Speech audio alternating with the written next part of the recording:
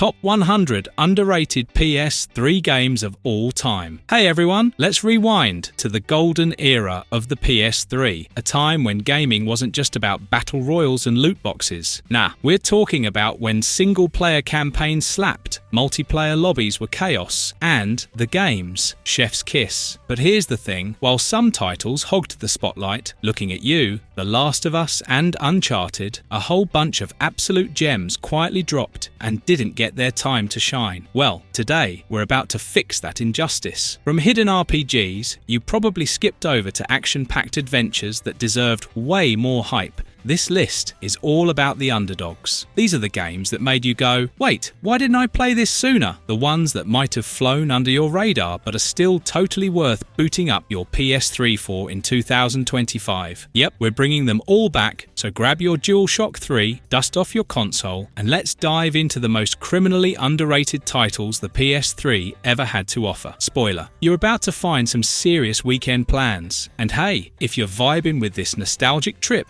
smash that like button, hit subscribe, and drop a comment about your favorite PS3 underdog. Did we miss one? Let us know. It's a judgment-free zone, unless you say lair. Alright, let's go.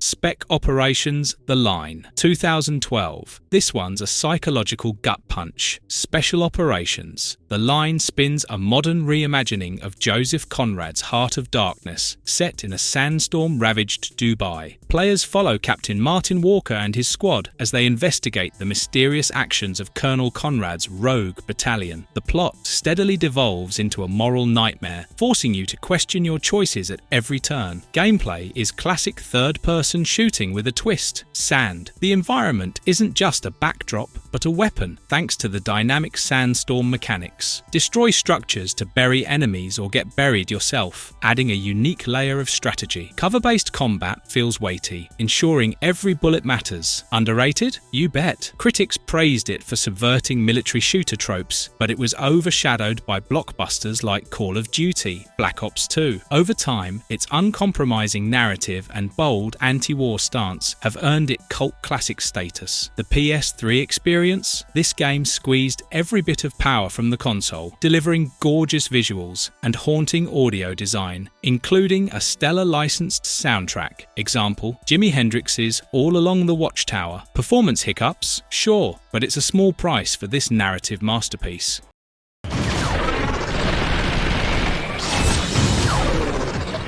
Vanquish, 2010. Gameplay first, because this one's all about speed. Vanquish delivers adrenaline-pumping third-person shooting with a jet-powered twist. Developed by Platinum Games, it gives you the Augmented Reaction Suit, ARS, letting you slide around on rocket knees, slow time with precision, and take down waves of robotic foes in style. Every encounter feels like an explosive ballet of bullets and boosts. Earth is in crisis, and the US and Russia are duking it out over dwindling energy resources. You play as Sam Gideon, a DARPA agent armed with the ARS, sent to save a space station from Russian forces. The narrative is straightforward, but full of high-octane moments, sci-fi tech, and enough cheesy one-liners to make an 80s action hero jealous. Underrated? Oh, 100%. This game was overshadowed by more traditional shooters at release, Call of Duty, Black Ops again, and flew under the radar for many players. Over time, it's earned recognition as a hidden gem thanks to its fast-paced, innovative mechanics and stylish combat. Vanquish brought a glossy, futuristic aesthetic to the console, with visuals that felt ahead of their time. The frame rate mostly held up, delivering smooth gameplay even when the screen exploded with enemies and effects. It's a testament to Platinum Games' knack for pushing hardware limits.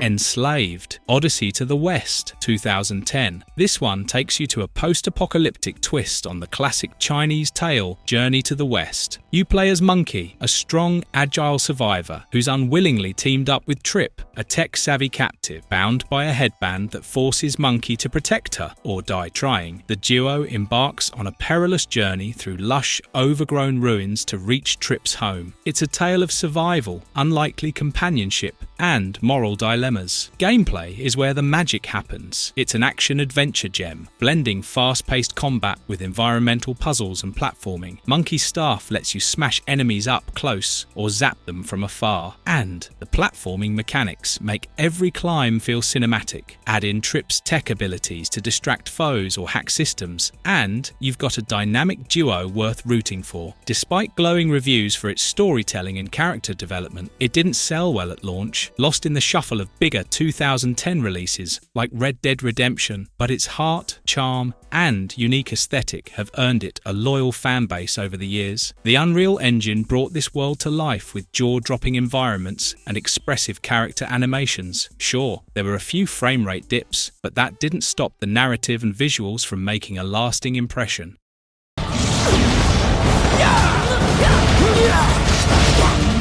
Dragon's Crown, 2013. Vanillaware crafted a 2D side-scrolling action RPG that looked like a living, breathing fantasy painting. The hand-drawn characters and environments were bursting with detail, and on the PS3, the game ran beautifully, making every dungeon crawl feel like a masterpiece come to life. Plot-wise, it's a classic yet engrossing fantasy adventure. You step into the shoes of adventurers seeking fame and fortune in the treacherous kingdom of Hydeland. Along the way, you'll uncover dark conspiracies, clash with mythical beasts, and delve into dungeons brimming with danger and treasure. The story takes a backseat to gameplay, but serves as the perfect backdrop for all the action. Speaking of gameplay, Dragon's Crown is pure hack-and-slash bliss with RPG depth. Each class, whether it's the powerful fighter, the spell-slinging sorceress, or the swift Amazon, offers unique combat styles and abilities. The loot system, addictive, multiplayer, it was absolute chaos in the best way, whether you teamed up locally or online. While it gained attention for its art style, some dismissed it as superficial. However, beneath those striking visuals lies a deep, rewarding game with mechanics that keep you coming back for more.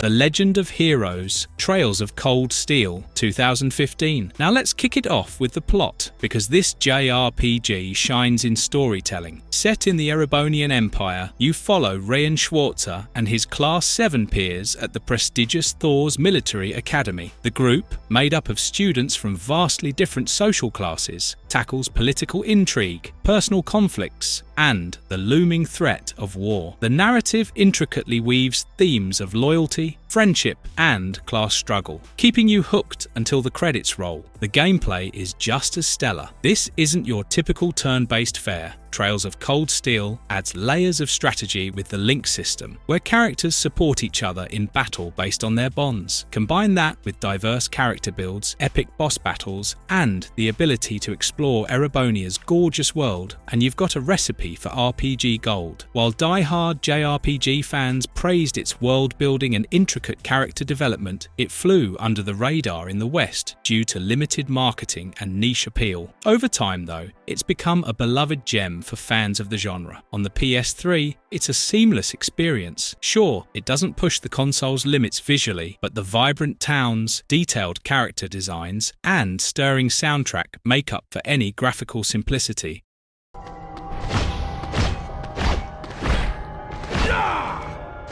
Nier, 2010. Nier is an action RPG at its core, but it doesn't stop there. Expect hack-and-slash combat, bullet hell segments, and even text adventure moments. Controlling the protagonist Nier, you'll wield magic and melee attacks with fluid precision while solving puzzles and exploring hauntingly beautiful environments. The plot is where this game truly shines. Set in a bleak, post-apocalyptic world, it follows Nier's desperate journey to cure his daughter, Yona, of a mysterious illness called the Black Scrawl. Along the way, he's joined by a misfit crew, including the sarcastic Grimoire Weiss, a talking book. The story explores deep themes like sacrifice, humanity, and the price of love, and it's packed with twists that will leave you speechless. Was it underrated? Absolutely. At release, Nier didn't get the attention it deserved, partly due to clunky marketing and mixed reviews. However, its haunting narrative, unforgettable soundtrack, and unique gameplay have have earned it cult classic status over the years. The PS3 experience here, a statement to the console's ability to deliver emotion through atmosphere. The graphics weren't groundbreaking even for 2010, but the game's art direction, melancholic tone, and iconic soundtrack made it unforgettable. Nia's world felt alive, even in its desolation.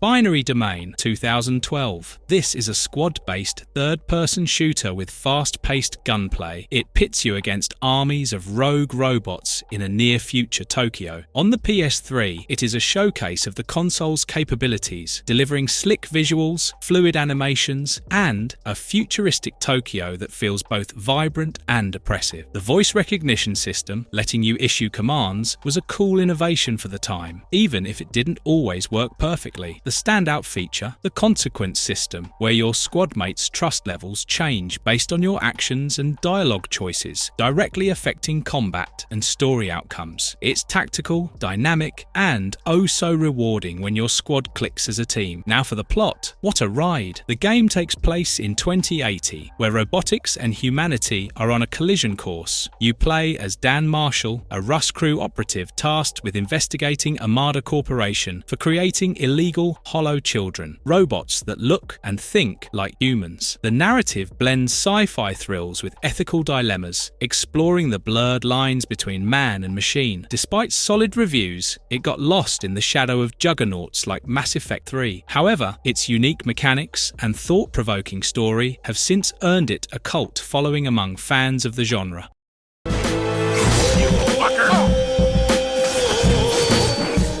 Afro Samurai 2009. This next game perfectly captures the gritty, stylized aesthetic of the anime, blending cel-shaded graphics with smooth, bloody action. The PS3 handled the stylish combat and lush environments with flair, making it a standout for its time. Plus, the killer soundtrack by RZA brought a hip-hop vibe that tied everything together. This is a samurai hack-and-slash adventure that's as sharp as Afro's blade. You play as Afro, slicing through hordes of enemies with beautifully choreographed moves. The combat system stands out for its precision. You can slow time to line up perfect cinematic strikes, resulting in some of the most satisfying swordplay of the generation. The plot is pulled straight from the anime's iconic revenge tale. Afro is on a relentless quest to avenge his father by claiming the #1 headband, a symbol of ultimate power. Along the way, he faces countless foes, each vying for the headband themselves. The narrative, while straightforward, is loaded with style, attitude, and emotional weight. While fans of the anime appreciated its loyalty to the source material, the game didn't get the widespread attention it deserved, possibly due to some uneven reviews and niche appeal. But those who gave it a chance found a gem steeped in coolness.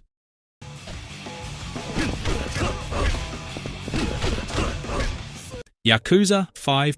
2015. In Yakuza 5, the stakes are higher than ever. 5 protagonists, 5 cities, and 1 epic tale of ambition and betrayal. On the PS3, this game was a technical marvel. The cities were bustling with life, each packed with side activities, neon signs, and unforgettable encounters. Sure, the occasional frame dip reminded you of the hardware's limits, but the sheer scope and detail more than made up for it. The story weaves through interconnected narratives, from Kazuma Kiryu's reluctant return to the underworld to Haruka's struggles as a budding idol. It's a roller coaster of drama, redemption, and, of course, plenty of street justice. Combat is as satisfying as ever, with each character bringing their unique fighting style to the brawls. But it's not just about throwing punches. You'll find yourself doing everything from snowball fights to running ramen stalls. And let's not forget Haruka's idol segments, which turn into rhythm-based mini-games. Only in Yakuza can you go from singing karaoke to smashing thugs in the same hour. Despite being one of the most ambitious entries in the series, Yakuza 5 didn't receive the attention it deserved outside of Japan. Released digitally in the West, it quietly became a gem that hardcore fans adored, and word of its brilliance has spread ever since.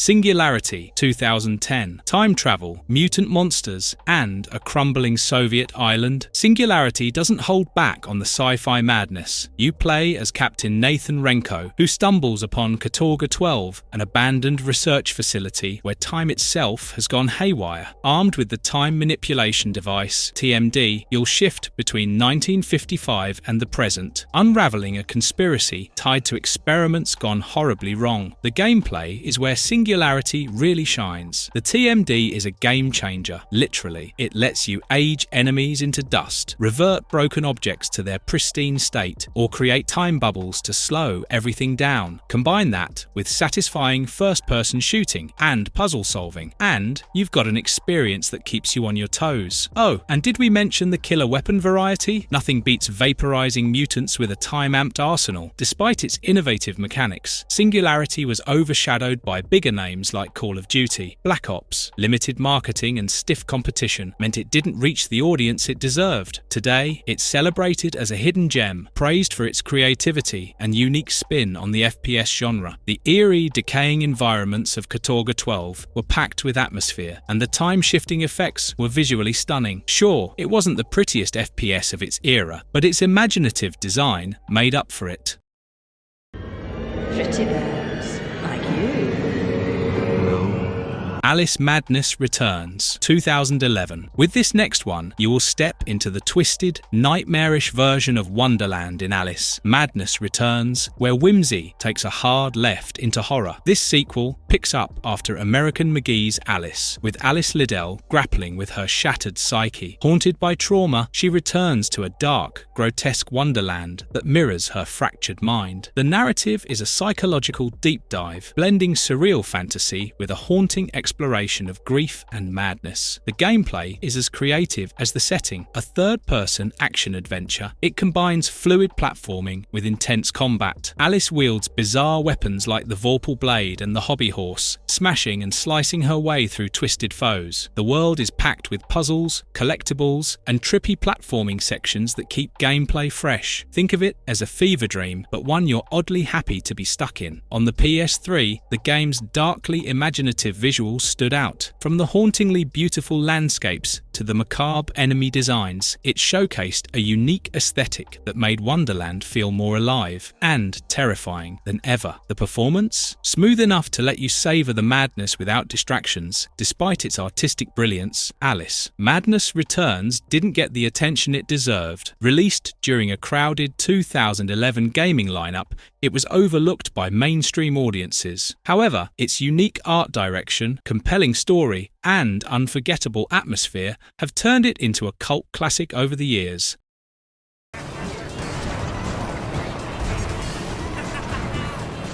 Mod Nation Racers, 2010. If creativity and kart racing had a baby, it'd be called Mod Nation Racers. This PS3 gem took the play, create, share concept to turbocharged heights. You're not just racing, you're designing your own tracks, karts, and characters. The customization tools are deep, but super intuitive, making it easy to create anything from a Mario Kart homage to a sci-fi racing utopia. The gameplay? Classic kart racing with a twist. It's fast, chaotic, and packed with power-ups that'll have you laughing or screaming, depending on whether you're the one launching rockets or eating them. Drifting and boosting feels smooth and responsive, and the AI provides just the right amount of challenge. Add multiplayer to the mix, and you've got endless fun, whether you're racing or just flexing your custom creations. The plot is light-hearted and quirky, following rookie racer Tag as he climbs the ranks of the Mod Nation Racing Championship. But let's be real, the story is just a fun excuse to zoom around wild tracks and sabotage your friends with lightning bolts. The vibrant, detailed tracks and seamless integration of user-generated content were ahead of the curve. It was like the console was saying, "Look at all this creativity I can handle." Sure, loading times were a bit of a buzzkill, but the payoff was worth it.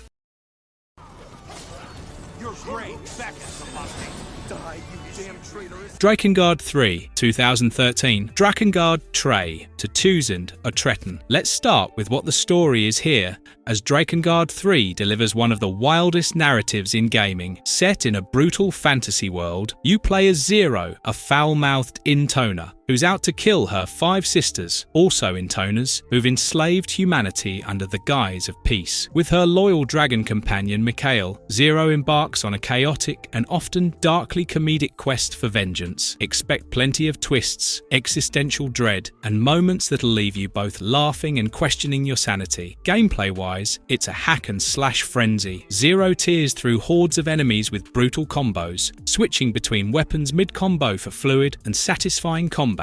The inclusion of Mikhail lets you wreak havoc from the skies during dragon riding segments, adding a layer of variety. While the combat can get repetitive, the sheer absurdity of the story and characters keeps things entertaining. On the PS3, Drakengard 3 pushes its hardware, but not without some hiccups. The game's ambitious scale and chaotic battles occasionally lead to frame rate dips, but the surreal art direction and haunting soundtrack more than make up for it. The music in particular is unforgettable, a mix of eerie melodies and adrenaline-pumping battle themes. Drakengard 3 had a niche appeal, and while fans of Nier, a spin-off series, embraced its unique storytelling, it flew under the radar for most gamers. Over time though, it's become a cult classic for those craving bizarre, thought-provoking games.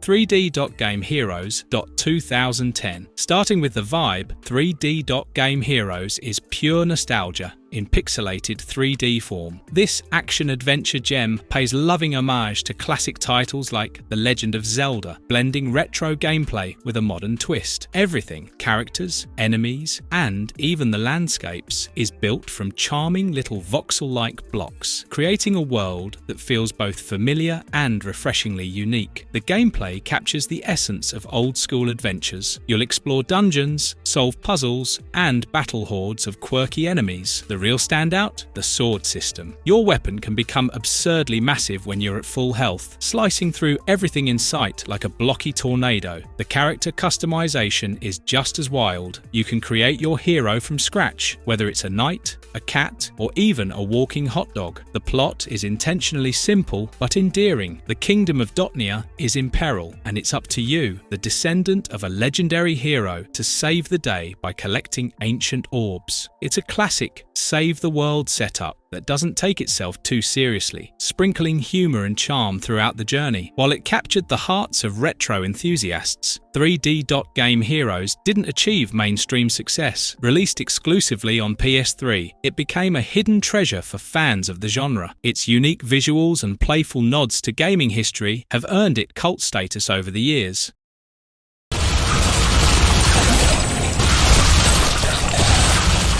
Bulletstorm 2011. Forget subtlety. Bulletstorm is all about chaos, carnage, and kicking people into cacti. Set in a dystopian future, you play as Grayson Hunt, a foul-mouthed ex-mercenary out for revenge against the corrupt general who betrayed his crew. Crashing on a hostile planet, teeming with mutants and monstrosities, Grayson's mission quickly devolves into a festival of violence and over-the-top hilarity. The gameplay is where Bulletstorm flexes its muscles. Literally, it's a first-person shooter that encourages creativity with its skill shot system. The more ridiculous and stylish your kills, the more points you rack up, whether it's yanking enemies into environmental hazards with your leash or blasting them into oblivion with insane weapons like the flail gun. Every moment feels like a playground for destruction. And let's not forget the iconic kick. Sending foes flying never gets old. Though packed with personality, Bulletstorm didn't get the spotlight it deserved. Released during a time when gritty, serious shooters like Call of Duty dominated, its irreverent tone and unique mechanics made it a cult favourite rather than a blockbuster hit. Over time, fans have championed its boldness and unorthodox gameplay.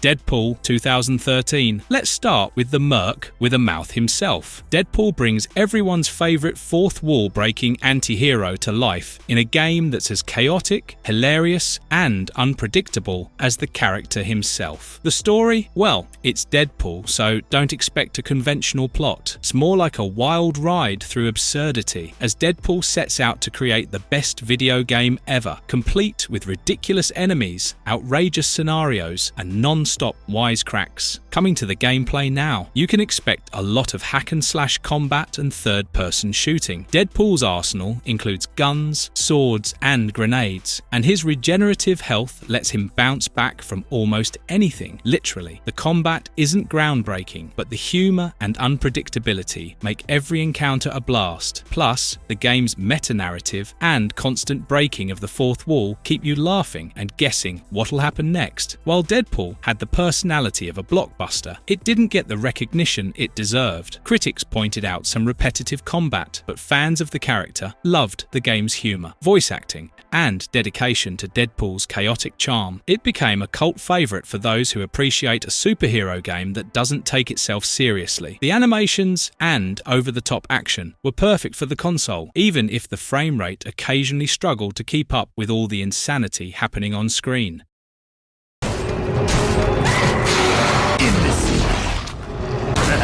Shadows of the Damned, 2011. From the minds of gaming legends Suda51 and Shinji Mikami, Shadows of the Damned is an outrageous demon-slaying thrill ride. You play as Garcia Hotspur, a demon hunter who ventures into the underworld to rescue his girlfriend Paula from the clutches of the demon overlord Fleming. It's a wild mix of grindhouse horror, dark humor, and a surprisingly heartfelt love story. If you can focus between the fart jokes and demon decapitations, the gameplay is a stylish mix of third-person shooting and puzzle solving, with a heavy dose of absurdity. Garcia wields a shape-shifting weapon named Johnson, who's also a talking skull. Yes, really. Johnson transforms into guns, a torch, and even a motorcycle, making combat inventive and hilarious. The light and dark mechanic adds a unique layer, forcing you to balance staying in lighted areas to survive while using the darkness to uncover secrets. Despite its creative flair, Shadows of the Damned flew under the radar. It was overshadowed by bigger 2011 releases like Uncharted 3 and Skyrim, and its quirky style didn't appeal to everyone. However, fans of Suda51's offbeat storytelling and Mikami's tight gameplay have come to see it as a cult classic.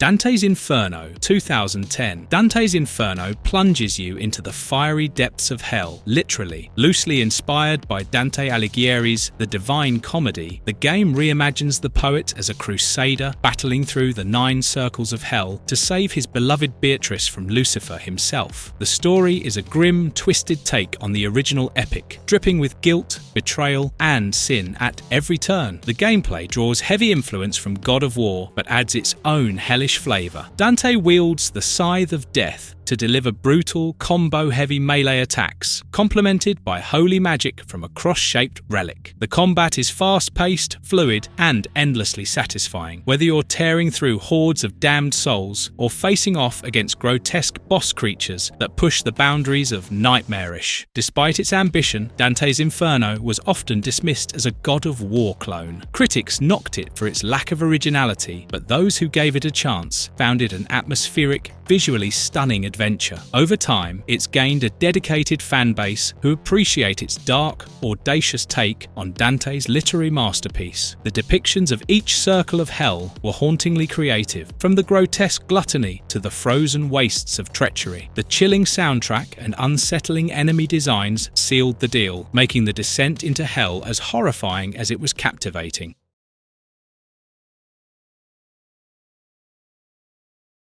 Sounds like Wolfenstein. This 2009 entry sees series hero B.J. Blazkowicz return to stop the Nazis from weaponizing an otherworldly energy source called the Black Sun. Set in the fictional German city of Eisenstadt, the story blends World War II grit with sci-fi weirdness, complete with secret cults, paranormal powers, and B.J.'s dry one-liners. The gameplay strikes a balance between classic shooter action and modern mechanics. B.J. wields an arsenal of traditional World War II weapons, but the real fun lies in the Veil, a parallel dimension that grants you supernatural powers. Slow time, shield yourself from damage, or unleash devastating energy attacks to gain the upper hand. Combine that with upgrades for your weapons and abilities, and you've got a satisfying mix of strategy and and mayhem. While Wolfenstein received decent reviews at launch, it never reached the same heights as other FPS juggernauts of its time, like Modern Warfare 2. Critics praised its creative mechanics, but found the narrative and level design a bit uneven. Over time, however, it's been embraced as a hidden gem for fans of old-school shooters with a unique twist. Wolfenstein showcased detailed environments and enemy designs that captured the eerie, occult-infused atmosphere. The Veil's effects added a visually distinct layer, though occasional performance hiccups reminded you of the console's limits.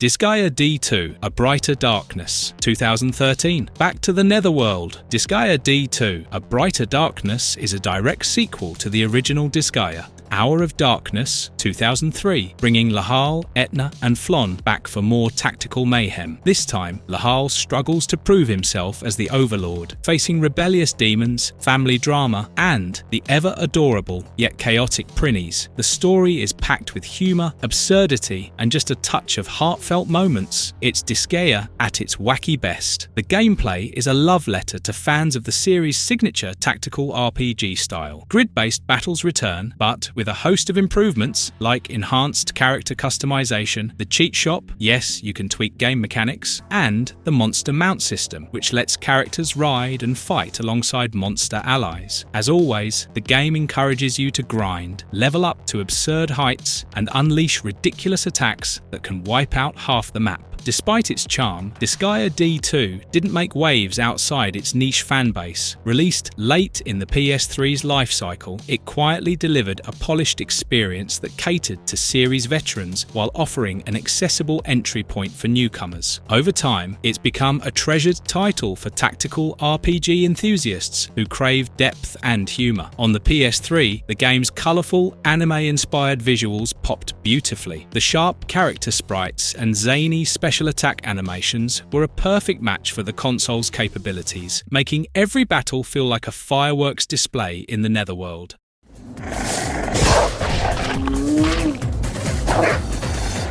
Tokyo Jungle 2012. Survival of the fluffiest or fiercest. Tokyo Jungle flips the script on post-apocalyptic games by ditching humans entirely. Set in a desolate Tokyo overrun by nature, animals from Pomeranians to velociraptors fight for dominance in a city turned wild. The game's story mode reveals the mystery of humanity's disappearance through bizarre, interconnected tales, while survival mode lets you live and fight out your wildest National Geographic dreams. The gameplay is as quirky as the concept. You'll pick an animal and scavenge for food, claim territory, and battle predators or prey. Stealth is key for smaller creatures, while bigger beasts dominate through sheer power. Mating and passing traits to offspring adds a roguelike element that keeps you coming back for just one more generation. Ever wanted to lead a herd of deer into a lion's turf? This game's got you covered. Despite its uniqueness, Tokyo Jungle didn't roar as loudly as it should have. Its indie spirit and niche appeal meant it flew under the radar, but those who played it fell in love with its quirky charm, deep mechanics, and weirdly emotional moments. Over time, it's gained a cult following as one of the PS3's most unique titles. Graphically, it's no juggernaut, but the overgrown urban landscapes and detailed animal models capture the wild vibe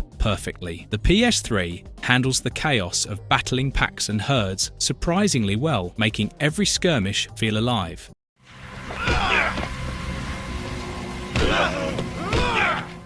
Siren Blood Curse 2008. If pure terror is what you're after, Siren, Blood Curse delivers it in bone-chilling doses. This episodic survival horror game is a reimagining of the original Siren 2003, plunging players into the cursed Japanese village of Hanuda. The plot follows an American film crew investigating the village's dark legends, only to find themselves trapped in a nightmarish ritual filled with bloodthirsty shibito, undead creatures with an unsettling habit of not staying dead. The gameplay amplifies the fear factor with its unique sightjack mechanic, which lets you see through the eyes of enemies. It's as unnerving as it is useful, forcing you to strategize while keeping an eye on the lurking horrors. Stealth is key, as direct combat is often a losing battle. The episodic structure makes every chapter feel like a mini horror movie, complete with cliffhangers and nail-biting tension. Upon release, Siren: Blood Curse was overshadowed by flashier horror titles, but its atmospheric storytelling, innovative mechanics, and deeply unsettling tone earned it a cult following. Fans of psychological horror still praise it as one of the most underrated gems of its generation. The PS3's hardware brought the terrifying world of Hanuda to life with stunningly eerie visuals. The dimly lit environments and grotesque character designs are complemented by a haunting soundtrack, making every moment drip with dread. Sure, the controls were a bit clunky at times, but that only added to the tension.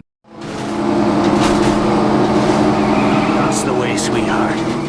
The Saboteur 2009. Rebellion has never looked this stylish. The Saboteur drops you into Nazi-occupied France during World War II, playing as Sean Devlin, a gruff Irish race car driver turned resistance fighter. Fueled by revenge after a personal betrayal, Sean takes on sabotage missions to weaken the Nazi grip on Paris, liberating the city one explosion at a time. Think Inglourious Bastards meets Grand Theft Auto with a dash of French noir. You can climb buildings, plant explosives, and engage in shootouts, all while keeping an eye on your notoriety level, which determines how hard the Nazis will hunt you down. The real highlight? The will to fight mechanic. Areas under Nazi control are draped in monochromatic gloom, but liberating them restores vibrant colour, symbolising hope and resistance. It's visually stunning and deeply satisfying despite its innovative mechanics and unique setting. The Saboteur didn't get the recognition it deserved. Released during a crowded holiday season, it struggled to stand out among blockbuster titles. However, it's since become a cult favourite for its bold aesthetic, gripping atmosphere, and mix of stealth and action gameplay. The contrast between shadowy, oppressive Nazi zones and liberated, colourful districts is a visual masterpiece, while the occasional technical hiccup and stiff animations remind you of the hardware's limits. The game's ambition shines through.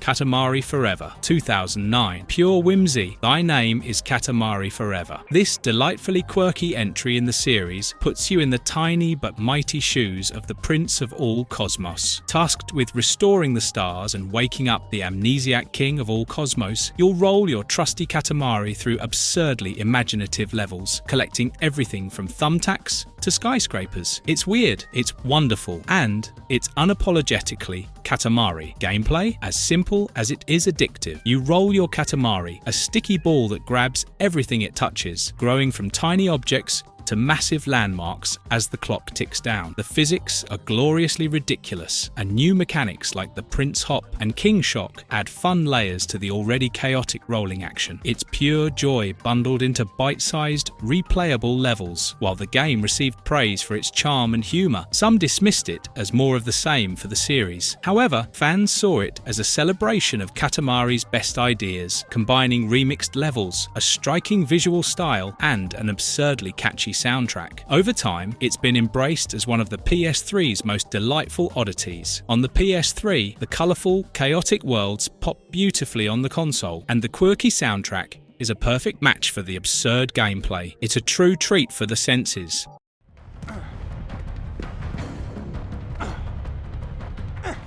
I Am Alive 2012. Bleak, gritty, and emotionally intense, I Am Alive thrusts you into a post-apocalyptic wasteland where survival isn't just about scavenging, it's about moral choices. You play as a nameless survivor searching for his wife and daughter in a ruined city plagued by scarcity, danger, and desperate people. The story isn't flashy, but it's deeply personal, creating a hauntingly grounded experience that sticks with you long after the credits roll. The gameplay is all about survival. It's not your typical shoot 'em up. Resources are scarce, and combat is more about strategy than brute force. Intimidating enemies with an empty gun or scaling crumbling skyscrapers with a stamina system adds layers of tension. Every encounter feels like a life or death puzzle, and the game makes you feel the weight of every bullet, bandage, or bottle of water you find. On the PS3, the game's desaturated colour palette and dusty environments perfectly capture the hopeless tone of a world in ruin. While the visuals aren't groundbreaking, the oppressive atmosphere they create is unforgettable, turning the city into a character in its own right. Originally intended as a full-scale AAA game, it was scaled down to a digital release, which limited its exposure. Critics praised its atmosphere and unique mechanics, but criticized its short length and rough edges. Over the years, it's gained recognition as a hidden gem in the survival genre.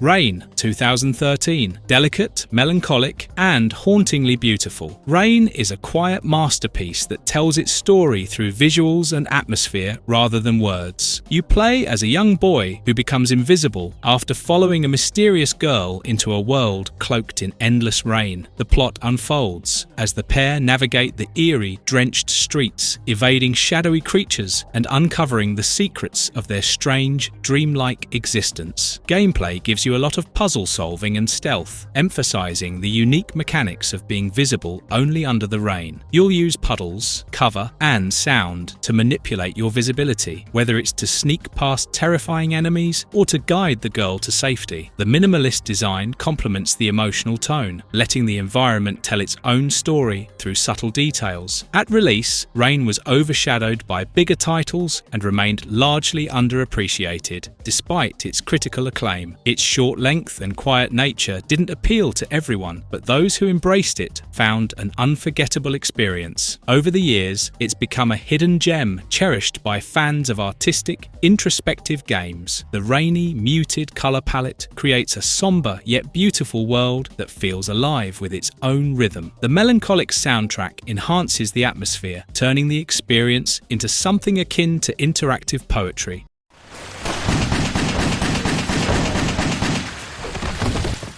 Wet, 2009. This next game is a grindhouse action movie come to life. You play as Ruby Malone, a badass, katana-wielding, gunslinging mercenary with zero patience for nonsense. When a job to retrieve a stolen heirloom goes sideways, Ruby finds herself knee-deep in a revenge-fueled, globe-trotting adventure packed with double crosses, shootouts, and more blood than a Quentin Tarantino film festival. The gameplay, pure adrenaline. Wet is all about stylish action, rewarding you for combining acrobatics with deadly precision. Dive through the air in slow motion, run along walls, or slide across the ground, all while raining bullets on your enemies. The style meter encourages you to make every kill as cinematic as possible, turning combat into a brutal ballet. And don't forget Ruby's katana, perfect for slicing and dicing when things get up close and personal. While Wet made a splash with its unique aesthetic and high-octane action, it struggled to find mainstream success. Critics admired its grindhouse vibe and creative gameplay, but noted its repetitive nature. Despite this, it's earned a loyal following over the years as a cult classic for action fans. The punk, rock-infused soundtrack perfectly complemented the chaotic action, making every battle feel like a scene straight out of a grungy B-movie. Everyone, here we go! I'm up next, right?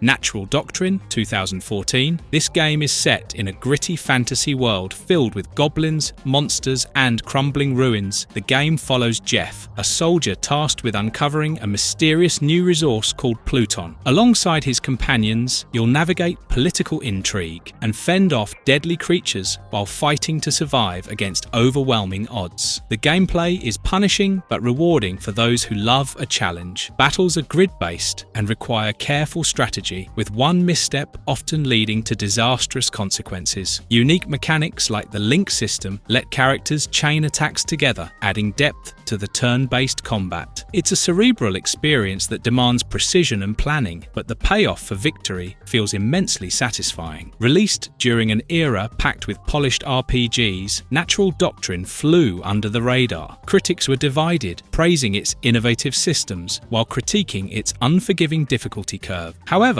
hardcore strategy fans appreciated its depth and found it a hidden gem in the genre. While the graphics weren't groundbreaking, the tense atmosphere and complex mechanics made it a standout experience for players willing to embrace its tough-as-nails approach.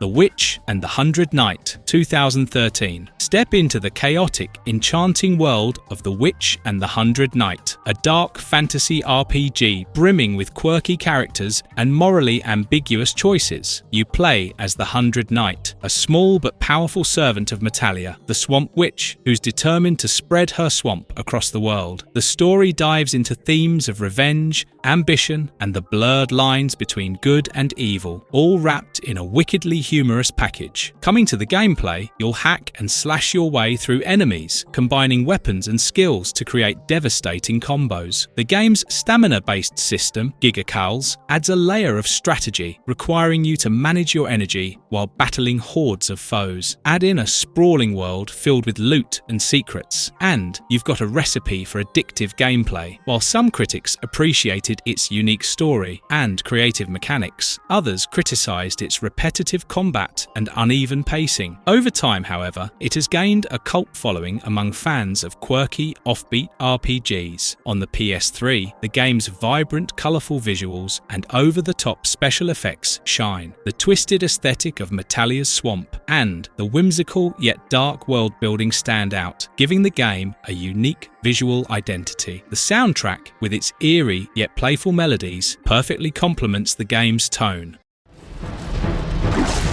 Go away!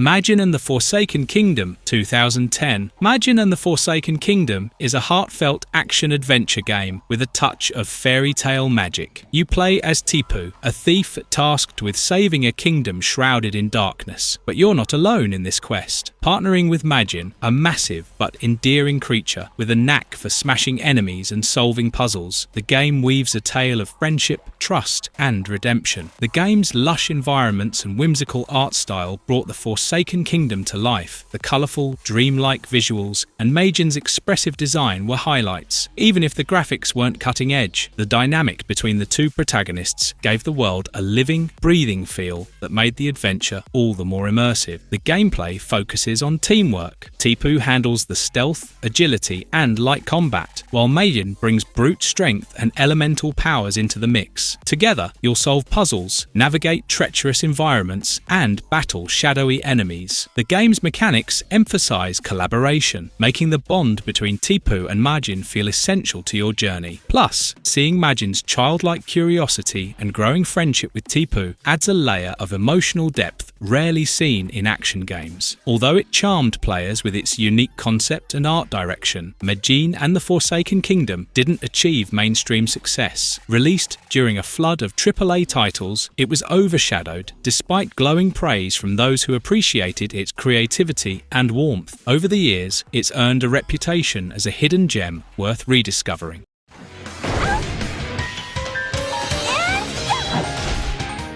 The Atelier series, Aisha or Rorona, Atelier Aisha. The Alchemist of Dusk is an enchanting mix of alchemy, adventure, and heartfelt storytelling. Set in a world slowly succumbing to ruin, you play as Aisha Atelier, a young herbalist who embarks on a journey to save her missing sister, Neo. The story is a delicate balance of light-hearted moments and emotional stakes, capturing the essence of a world both beautiful and melancholic. The gameplay revolves around alchemy and exploration. You'll gather materials from vibrant, hand-painted environments to craft items, weapons, and potions. The turn-based combat is strategic, requiring you to use crafted tools and manage character abilities effectively. But what sets Atelier Aisha apart is its emphasis on time management. You have 3 in-game years to achieve your goal, making every decision count. Despite its charm, the Atelier series has often been overshadowed by flashier RPGs. Atelier Aisha has become a fan favourite for its stunning visuals, memorable characters, and emotional narrative. On the PS3, Atelier Aisha shines with its pastel-coloured art style and beautifully animated characters. The game's calming soundtrack and serene environments make every moment feel like a painting come to life, creating a uniquely relaxing RPG experience.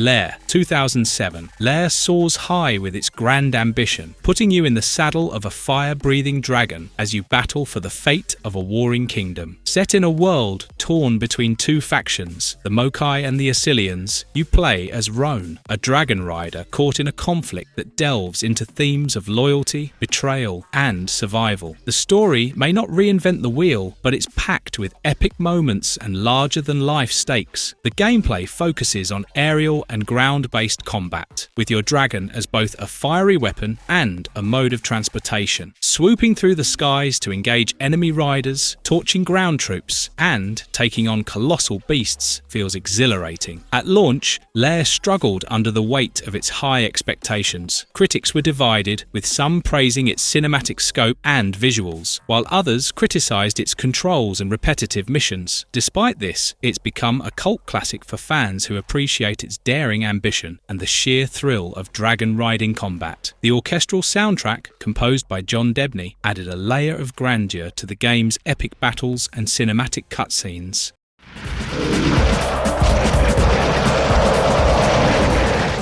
The House of the Dead 4, 2012. Zombies, machine guns, and relentless action. The House of the Dead 4 takes classic arcade shooting to a whole new level. This installment continues the series' signature blend of over-the-top horror and non-stop gunplay, with players stepping into the shoes of James Taylor and Kate Green, agents battling through a zombie outbreak caused by a sinister corporation. The story is pure B-movie gold, filled with cheesy dialogue and outrageous boss encounters. Gameplay stays true to the series' roots. It's a rail shooter with a twist. Armed with an SMG, you'll mow down waves of zombies while navigating dynamic, branching paths that add replayability. Toss grenades for crowd control, shake off enemy grabs, and watch for interactive elements that make the chaos even more immersive. On the PS3, the Move controller shines here, mimicking the arcade experience with precision shooting and motion-based grenade tossing. Critics praised its high-octane action and co-op gameplay, but noted that its short length and repetitive nature weren't for everyone. Despite this, it remains a nostalgic gem for those who grew up pumping quarters into arcade machines. The game's intense soundtrack and relentless pacing kept the adrenaline flowing, making it a standout rail shooter on the console.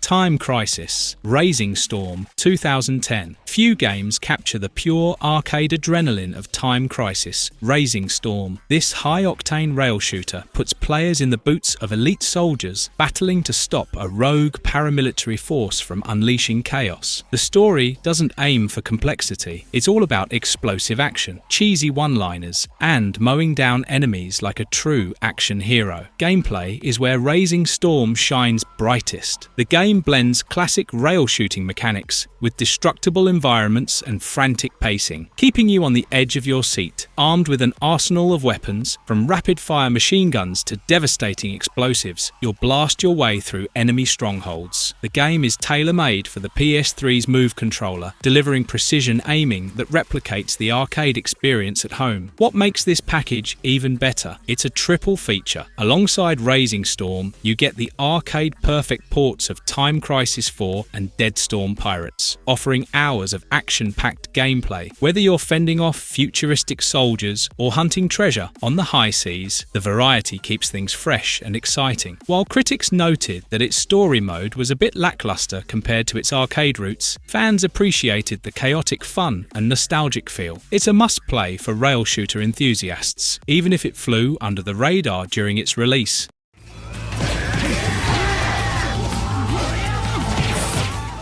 Way of the Samurai 3, 2008. Way of the Samurai 3 throws you into feudal Japan, where honor, loyalty, and betrayal collide in a game that's all about choice. You play as a wandering ronin, recovering from a near-fatal battle, and finding yourself in a land divided between warring clans. Your decisions shape the story, alliances, and even your legacy. Will you become a hero, a villain, or simply a survivor? The gameplay revolves around freedom and consequences, with dozens of branching story storylines and multiple endings, your actions determine how the narrative unfolds. You can negotiate, fight, or even just walk away from conflicts entirely. The combat system emphasizes swordplay, with customizable stances and weapons that allow for precise, satisfying duels. Plus, the game rewards experimentation, whether you're crafting new weapons or discovering hidden side quests. Despite its depth and replayability, Way of the Samurai 3 remained a niche title. While critics appreciated its unique approach to storytelling, the dated graphics and occasional clunky mechanics kept it from achieving mainstream appeal. Over time, though, it's earned a loyal fan base for its rich world and unparalleled player agency. The feudal landscapes, from lush villages to battle-scarred fortresses, feel alive, complemented by a traditional soundtrack that immerses you in the era. Its charm lies in the depth of its world rather than flashy presentation.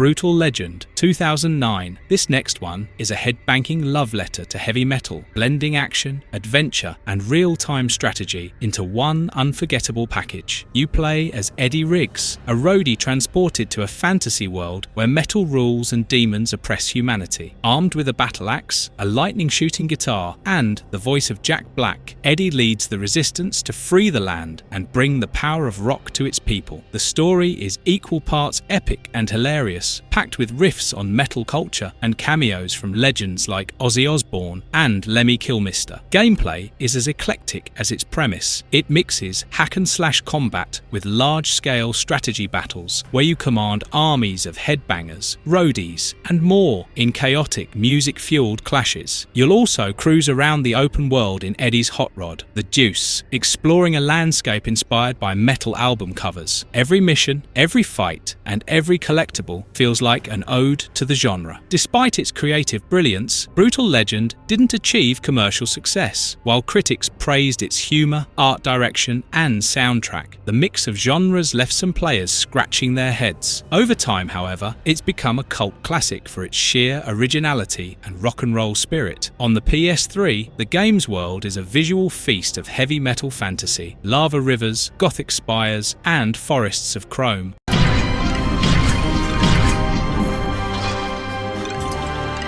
Puppeteer 2013. Puppeteer is a theatrical masterpiece of creativity, blending platforming action with a whimsical puppet show aesthetic. You play as Kutaro, a boy transformed into a puppet and trapped in the Moon Bear King's magical realm. Armed with a pair of magical scissors called Calibris, Kutaro sets off to reclaim his stolen head and overthrow the tyrant. The narrative unfolds like a live stage production, complete with dynamic set changes and a narrator bringing every scene to life. Calibris lets you snip through obstacles, defeat enemies, and manipulate the environment in clever ways. The game's unique head system allows Kutaro to swap heads for different abilities, adding depth and variety to the adventure. From battling giant bosses to solving creative puzzles, Puppeteer keeps you engaged with its constant surprises. Though widely praised for its art direction and originality, Puppeteer didn't receive the attention it deserved upon release. Launching late in the PS3's life cycle, it was overshadowed by bigger titles. However, its charm and ingenuity have cemented its status as a cult classic, beloved by fans of imaginative platformers. The game's handcrafted puppet theatre aesthetic pops on the PS3, with colourful, intricately designed stages that shift and transform in real time. The theatrical lighting and dynamic camera work enhance the illusion of being part of a live show, while the whimsical soundtrack adds to the game's magical vibe.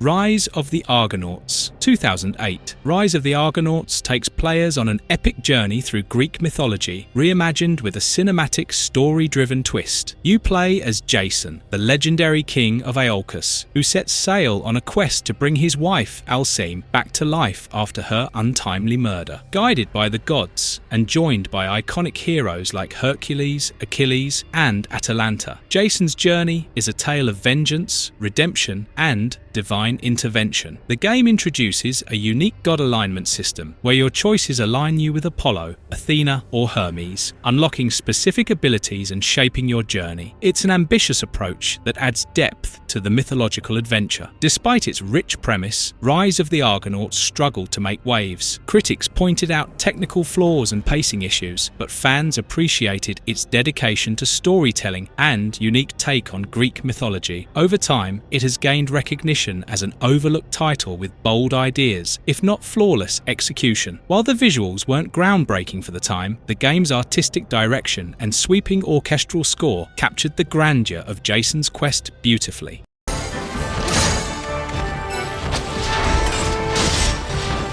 White Knight Chronicles 2, 2010. White Knight Chronicles 2 takes you back to the magical world of Ballandor for a tale of knights, kingdoms, and colossal battles. Picking up where the first game left off, this JRPG follows Leonard and his companions as they continue their fight against the Shrinian Empire and its monstrous knights. Gameplay is a mix of real-time action and strategic RPG elements. You control a party of adventurers, switching between characters mid-battle to utilize their unique abilities. The centerpiece of the combat is the ability to transform into a towering white knight, turning the tide of battle against massive foes. Enhanced from the first game, the sequel features improved mechanics, deeper customization, and the inclusion of an online mode where you can team up with others to explore and conquer. While White Knight Chronicles the 10th improved upon its predecessor in many ways, it struggled to stand out in the crowded JRPG market. Critics pointed out a few pacing and AI issues, but fans appreciated its epic scale and the ability to import save data from the first game, creating a seamless continuation of the adventure. The orchestral score further enhances the grandeur of the experience, immersing players in its fantastical world.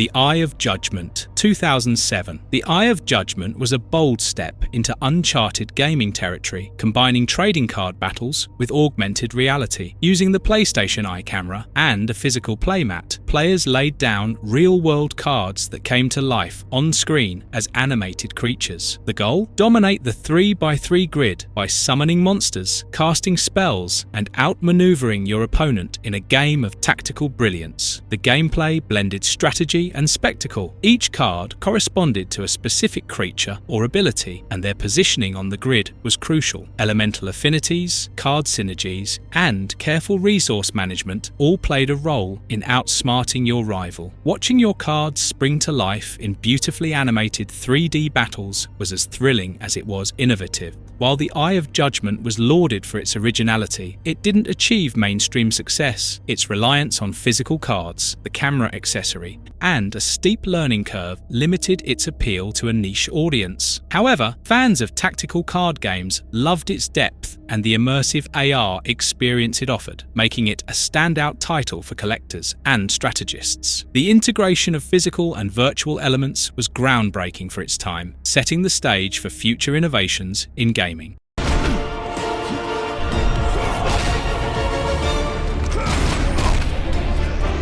PlayStation All-Stars Battle Royale 2012. With its iconic roster, chaotic stages, and high-energy brawls, PlayStation All-Stars is a nostalgic celebration of all things PlayStation. And what happens when PlayStation's biggest icons collide in an all-out brawl? You get this chaotic crossover fighting game that brings together fan-favorite characters like Kratos, Nathan Drake, Sackboy, and even Parappa the Rapper. The loose story pits these legends against one another across vibrant stages that mash up beloved PlayStation worlds, making for a nostalgia-packed showdown. The gameplay is pure party brawler madness, blending fast-paced combat with unique super moves. Instead of depleting health bars, the focus is on building meter for devastating attacks, each character showcasing their own flair. From Kratos' godly combos to Sackboy's crafty gadgets, the roster feels diverse and true to its roots. The interactive stages, like the mashup of Hades from God of War and Patapon add an extra layer of unpredictability and fun. Many people praised its love letter to PlayStation's legacy and entertaining mechanics. Comparisons to Super Smash Bros. Overshadowed its identity. Over time, though, fans have grown to appreciate its unique take on the genre and its nostalgic value for PlayStation enthusiasts. The stages are beautifully animated, and the soundtrack remixes iconic themes to create a lively atmosphere. Whether solo, in couch co-op, or online, it's a treat for PlayStation fans.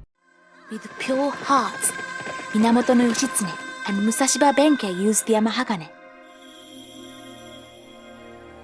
They overcame countless trials, fought on in the face of great adversity.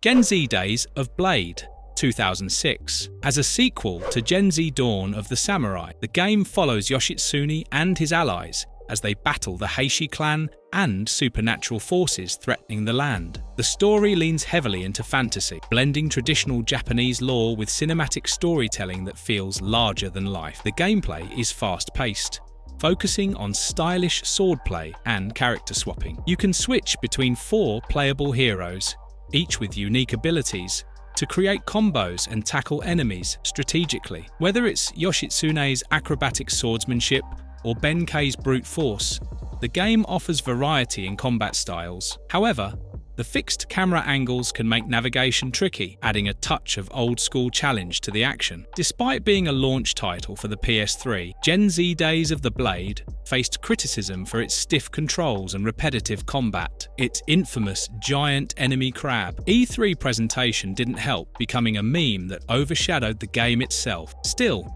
its striking visuals and rich atmosphere have earned it a place as an underappreciated gem for fans of samurai action. The sprawling battlefields and lavish design brought feudal Japan to life, making it one of the most visually impressive titles of its time, even if gameplay didn't always match the presentation. Host memory wiped. Send awaiting new memorial content.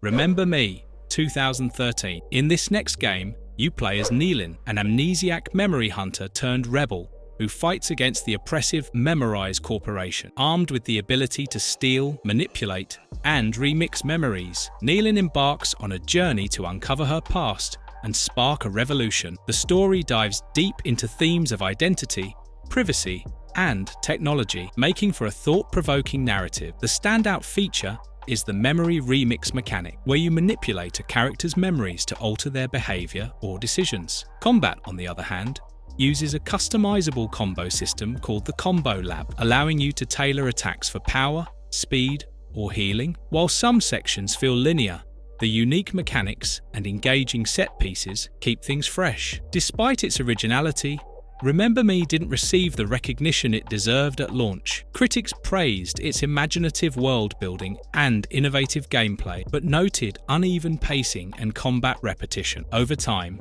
the game has earned a loyal fan base, particularly among those drawn to its narrative depth and visual style. Neo Paris is a vibrant, futuristic cityscape, brimming with detail, blending dystopian grit with sleek cyberpunk design. The hauntingly beautiful soundtrack complements the visuals, amplifying the game's emotional impact.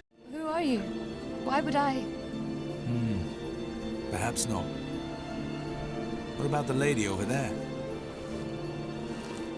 Folklore, 2007. Folklore is a magical journey into the mysterious village of Doolin, where the living can communicate with the dead. This action-adventure RPG follows 2 protagonists, Ellen, a woman searching for answers about her mother's death, and Keats, a journalist drawn into the supernatural by a cryptic phone call. Their paths intertwine as they uncover the secrets of the Netherworld, a realm of spirits filled with wonder and danger. The narrative is rich with intrigue, blending folklore, mystery, and emotional depth. Each realm in the Netherworld offers unique challenges and breathtaking designs, making exploration as engaging as the battles. While Folklore was praised for its creativity and stunning art direction, it remained underappreciated at launch. Released early in the PS3's life cycle, it didn't achieve widespread attention despite its innovative mechanics and captivating world. However, over time, it has become a cult classic celebrated for its originality and charm. On the PS3, Each Netherworld realm has a distinct aesthetic, from haunting forests to surreal underwater kingdoms. The atmospheric soundtrack further elevates the experience, making Doolin and the Netherworld feel alive with mystery and magic. Beautiful, mysterious, and brimming with creativity, Folklore is a hauntingly unique RPG that deserves to be rediscovered. Step into the Netherworld, you won't regret it. Thank you, everyone. I know it didn't last very long, but really, this was the best time I've ever had in my life.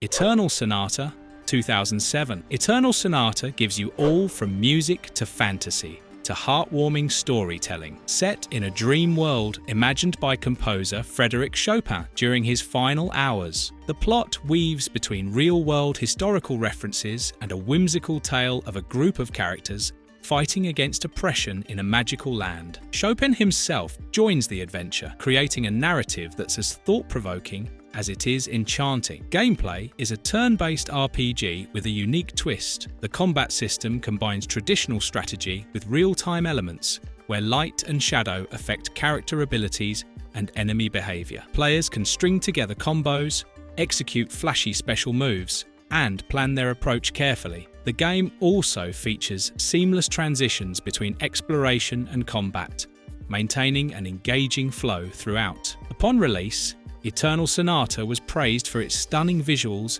and unique concept, but didn't achieve widespread recognition. While some critics found its pacing uneven, fans adored its beautiful storytelling, memorable characters, and the way it seamlessly incorporated Chopin's music and life into the gameplay. Over time, it's earned a loyal following among RPG enthusiasts. From vibrant fields to intricately designed towns, every area feels like a painting in motion. The soundtrack, featuring Chopin's compositions alongside original tracks, is a masterpiece in its own right, making Eternal Sonata an audio-visual delight.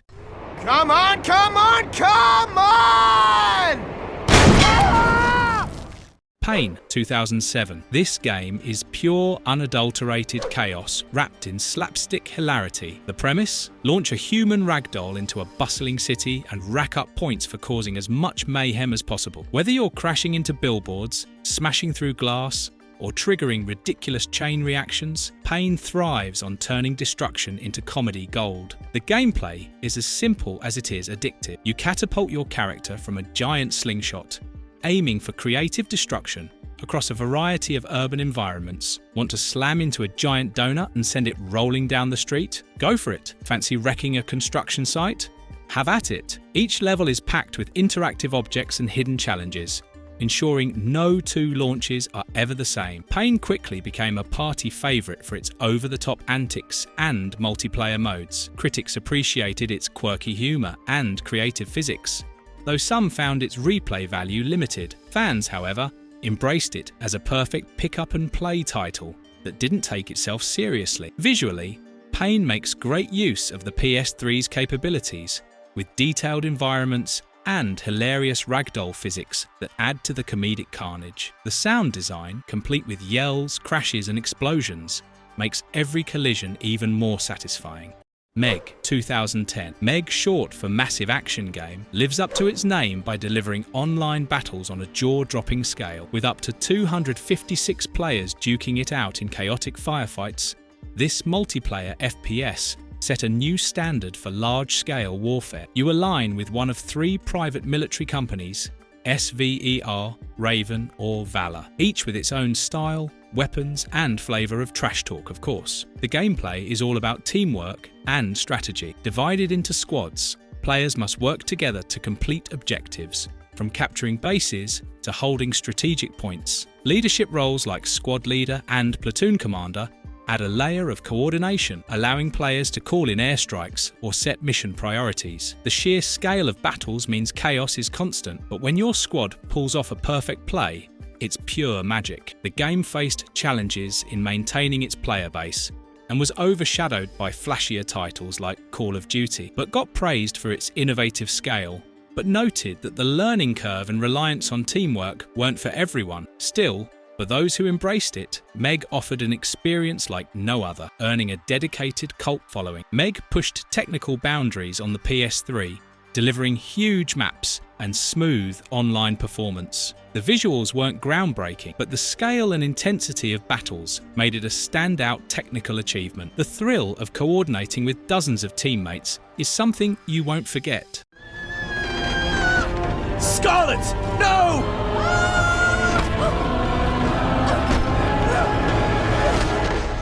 Stay there! I'll be with you. Venetica, 2010. Venetica takes you on a darkly magical journey through a beautifully twisted version of Renaissance Europe. You play as Scarlet, a blacksmith's daughter who discovers she's the daughter of Death himself. When a necromancer threatens the balance between life and death, Scarlet must embrace her newfound powers and become the Deathbringer to save the world. It's a unique mix of fantasy, intrigue, and moral choices wrapped in an epic RPG adventure. Gameplay gives us both of action and role-playing elements, so you get a alloy of exploration, combat, and decision-making. Scarlet's abilities evolve as she wields traditional weapons, casts spells, and uses her deathly powers to navigate the Veil, a shadowy realm between life and death. The open world encourages exploration, with side quests, hidden treasures, and morally ambiguous choices that shape the story's outcome. Despite its rough edges, the game has earned a cult following among fans who appreciate its originality and heartfelt storytelling. On the PS3, Venetica doesn't push the console's limits, but its art direction shines. Hiya.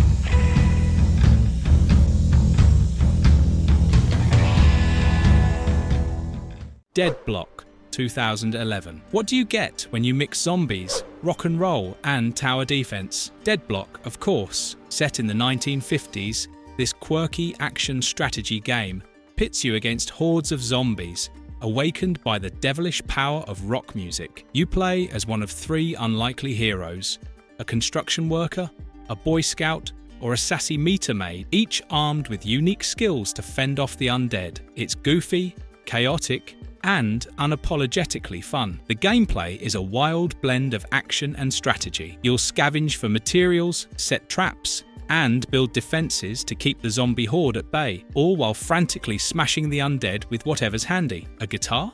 Anyone? The co-op mode takes the madness up a notch, letting you team up with friends to outwit and outlast the relentless zombies. It's all about teamwork, quick thinking, and a dash of slapstick hilarity. Some were mixed, pointing out its repetitive nature, but fans appreciated its unique premise and fun, laid-back vibe. It's since gained cult status as a quirky gem, perfect for zombie fans who don't take themselves too seriously. On the PS3, the colourful, over-the-top zombie designs and creative traps shine, making every level feel like a playful apocalypse. The rockabilly-inspired soundtrack ties everything together, adding an extra layer of charm. I'll be watching the feed from your ocular implant as you do recon. Same old Lawrence, always looking over my shoulder. Fracture, 2008. What if the battlefield wasn't just the backdrop, but a weapon in itself? Fracture dives into that idea headfirst, introducing terrain deformation as its signature mechanic. Set in the 22nd century, the game pits the Atlantic Alliance against the Pacifican forces in a battle over genetic modification and environmental collapse. You play as Jet Brody, a no-nonsense soldier armed with futuristic weapons and gadgets that can literally reshape the battlefield. It's sci-fi meets sandbox chaos. The gameplay revolves around your ability to manipulate terrain using your tectonic grenades and other tools. Need cover? Raise the ground. Want to crush enemies or create a bridge? Lower the terrain. This dynamic system adds a fresh layer of strategy to the traditional third-person shooter formula, keeping every firefight unpredictable and engaging. The variety of futuristic weapons, like the Black Widow and Lodestone rifle, further cranks up the fun. Despite its innovative mechanics, Fracture didn't break into the mainstream. Critics appreciated its terrain-altering concept, but found the story and characters a bit generic. Over time, however, fans have come to see it as an underrated gem that dared to bring something new to the shooter genre. The game's futuristic setting, complete with sprawling battlegrounds and sci-fi tech, is visually striking. The smooth integration of terrain deformation into both combat and exploration keeps things fresh, even if the visuals don't always hit AAA polish. Seriously, quit trying to handle my style unless you're a lady. Then you're cordially invited to have a giant slice of my style. Strong Bad's Cool Game for Attractive People, 2008. In this next game, you play as Strong Bad, the snarky, Luca mask-wearing anti-hero, as he embarks on ridiculous escapades like starting his own country, dealing with annoying fans, and solving bizarre mysteries, all with his trademark sarcasm and hilariously terrible advice. The gameplay is classic Telltale, mixing exploration, puzzles, and dialogue-driven humour. Each of the 5 episodes offers absurd scenarios packed with in-jokes and references that fans of Homestar Runner will love. Even if you're not familiar with the source material, the game's charm, wit, and clever writing make it easy to jump in and laugh your way through Strong Bad's chaotic world. While the game gained praise for its humour and loyalty to the web series, its niche appeal meant it didn't break into the mainstream. Still, fans of quirky comedy and point-and-click adventures embraced it as a cult classic, a testament to Telltale's ability to bring Strong Bad's unique flavour of nonsense to life. The dialogue is packed with jokes, snide remarks, and absurd one-liners that hit hard, especially with the voice cast's spot-on delivery. With its sharp humour, ridiculous antics, and endless charm, this one is a hilarious romp for fans of the web series and newcomers alike. Because, let's face it, who doesn't want to rule Strongbadia? You just won't stop yakking, will ya? Spit it out, you got something to say. Mars War Logs, 2013. Mars War Logs takes players on a sci-fi RPG journey set in a dystopian Martian colony. You step into the dusty boots of Roy Temperance, a drifter and skilled technomancer, think space wizard with tech powers, caught in a conflict between oppressive corporations and desperate rebels. The story is packed with tough choices, moral grey areas, and twists that'll keep you guessing. You'll engage in fast-paced melee and ranged battles, using Roy's crafting skills to create gadgets and weapons or enhance his gear. The technomancy abilities add a spark of strategy, letting you unleash electric shocks or shield yourself during combat. Exploration is encouraged, with side quests and branching dialogue that shape the world and the people in it. While Mars War Logs had big ideas, it struggled to escape the shadow of more polished RPGs. Critics praised its ambition, but critiqued its clunky combat and uneven pacing. However, fans of underdog games appreciated its unique setting, engaging story, and scrappy charm, making it a cult favourite for RPG enthusiasts. While the graphics aren't groundbreaking, the gritty aesthetic and atmospheric soundtrack work together to immerse you in its bleak sci-fi world. These lords have really done it this time. All of their TL is on the brink. Nothing will stop the Deadwalkers. Soon there won't be a town left to fall back to. Bound by Flame, 2014. Bound by Flame invites you into a dark fantasy world where your greatest weapon might also be your biggest curse. You play as Vulcan, a mercenary possessed by a flame demon, caught in a war against the Ice Lords and their undead army. The game's story revolves around your choices. Do you embrace the demon's power, risking your humanity, or resist its influence and fight with your own strength? The stakes are high, and every decision shapes your path. Coming to the gameplay now. You'll switch between heavy melee, fast dual wielding, and ranged magic, customizing your abilities through a skill tree. The demon's influence adds a unique layer. Yielding to it grants you devastating powers, but alters your appearance and relationships with allies. Crafting weapons, upgrading gear, and strategizing against powerful enemies keep the battles engaging and challenging. Although Bound by Flame was ambitious, it faced mixed reviews. Critics praised its dark tone, engaging combat, and moral dilemmas, but pointed out uneven voice acting and a relatively short runtime. Despite this, it found a loyal following among players who appreciated its gritty take on fantasy RPGs and its willingness to explore complex themes. The haunting soundtrack complements the atmosphere, immersing players in the struggle against the Ice Lords. What'd I tell you? 88 miles per hour! The temporal displacement occurred.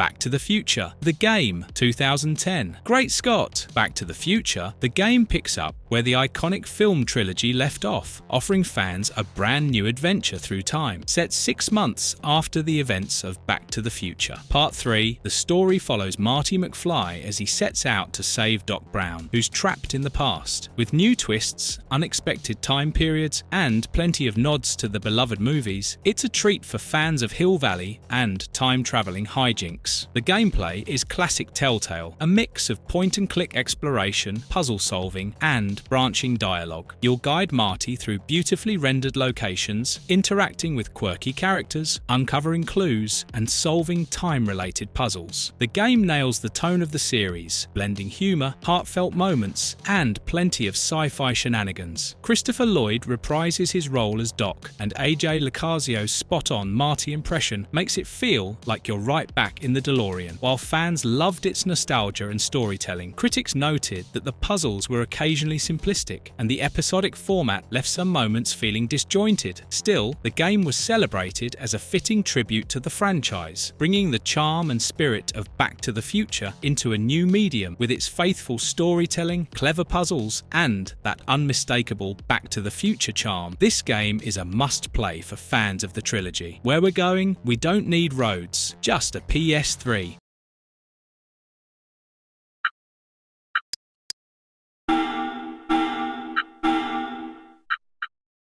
Enchanted Arms, 2006. Enchanted Arms takes you on a magical journey through a sprawling steampunk fantasy world, combining traditional JRPG elements with a unique twist. You play as Atsuma, a hot-headed student with the rare ability to control magical golems. When a dormant war machine known as the Ice Queen awakens and throws the world into chaos, it's up to Atsuma and his quirky companions to stop her and uncover the truth about his mysterious powers. The gameplay features turn-based battles on a grid, blending strategy with classic RPG combat. You'll command a party that includes both human characters and customizable golems. The golem system is a standout feature, letting you collect and build a team of magical constructs to suit your playstyle. With challenging encounters and tactical depth, every fight keeps you on your toes. At release, Enchanted Arms received mixed reviews. Critics praised its engaging combat and creative world-building, but noted its somewhat generic story and occasionally stiff dialogue. However, fans of JRPGs found it a charming and accessible introduction to the genre, making it a hidden gem for those seeking a blend of strategy and fantasy.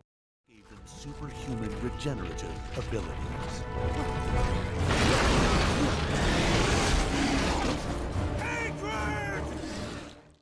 Lost Planet 2, 2010. Lost Planet 2 cranks up the heat, literally, on its predecessor, delivering bigger battles, massive mechs, and a co-op adventure that spans 6 unique episodes. Set 10 years after the first game, the snow-covered landscapes of EDN3 are now melting, giving way to lush jungles and harsh deserts. You'll navigate this transforming planet as part of a rotating cast of mercenaries, pirates, and rebels, all vying for control of the precious thermal energy that powers both survival and destruction. Gameplay is pure over-the-top action. The game's defining feature? Epic battles against screen-filling monsters called Acrid that require teamwork, strategy, and a whole lot of firepower to bring down. Add in customizable characters, powerful vital suits, mechs, and an array of weapons, and you've got chaos in the best way. The 4-player co-op mode shines as the centerpiece, letting you team up with friends to take on massive enemies and dynamic missions. While its ambition was undeniable, Lost Planet 2 received mixed reviews. Critics praised the epic scale of its battles and its vibrant visuals, but found its storytelling disjointed and single-player experience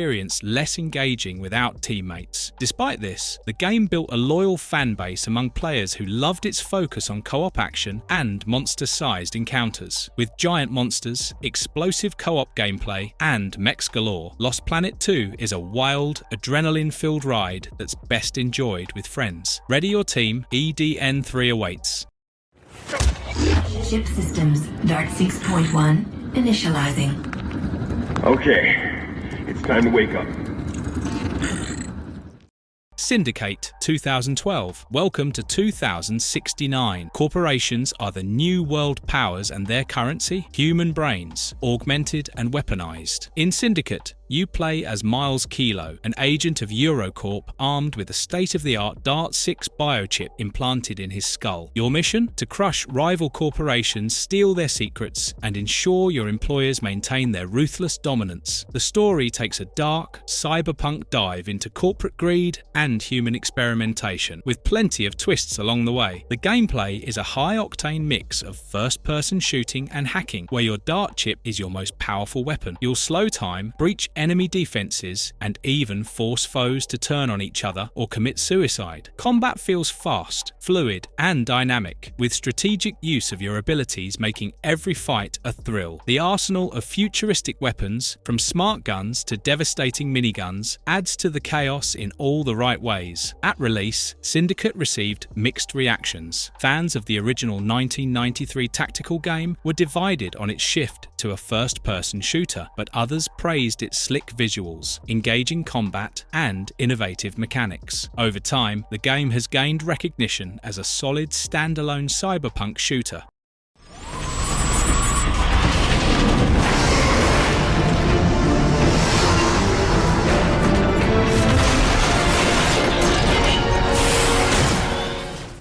Transformers: War for Cybertron 2010. The battle for Cybertron's fate begins in Transformers: War for Cybertron, an action-packed shooter that explores the origins of the epic conflict between Autobots and Decepticons. Set on their dying home planet, this game immerses you in a prequel story that highlights key moments leading up to their arrival on Earth. Whether you align with Optimus Prime's noble Autobots or Megatron's ruthless Decepticons, the narrative delivers emotional stakes and explosive drama. Gameplay emphasizes teamwork and transformation, allowing you to switch seamlessly between robot and vehicle modes. Combat combines fast-paced shooting with unique abilities tied to each character. With diverse missions and co-op play, you can tackle the story solo or alongside friends. The competitive multiplayer mode adds further replayability, pitting players in chaotic, class-based battles that embody the essence of the Transformers universe.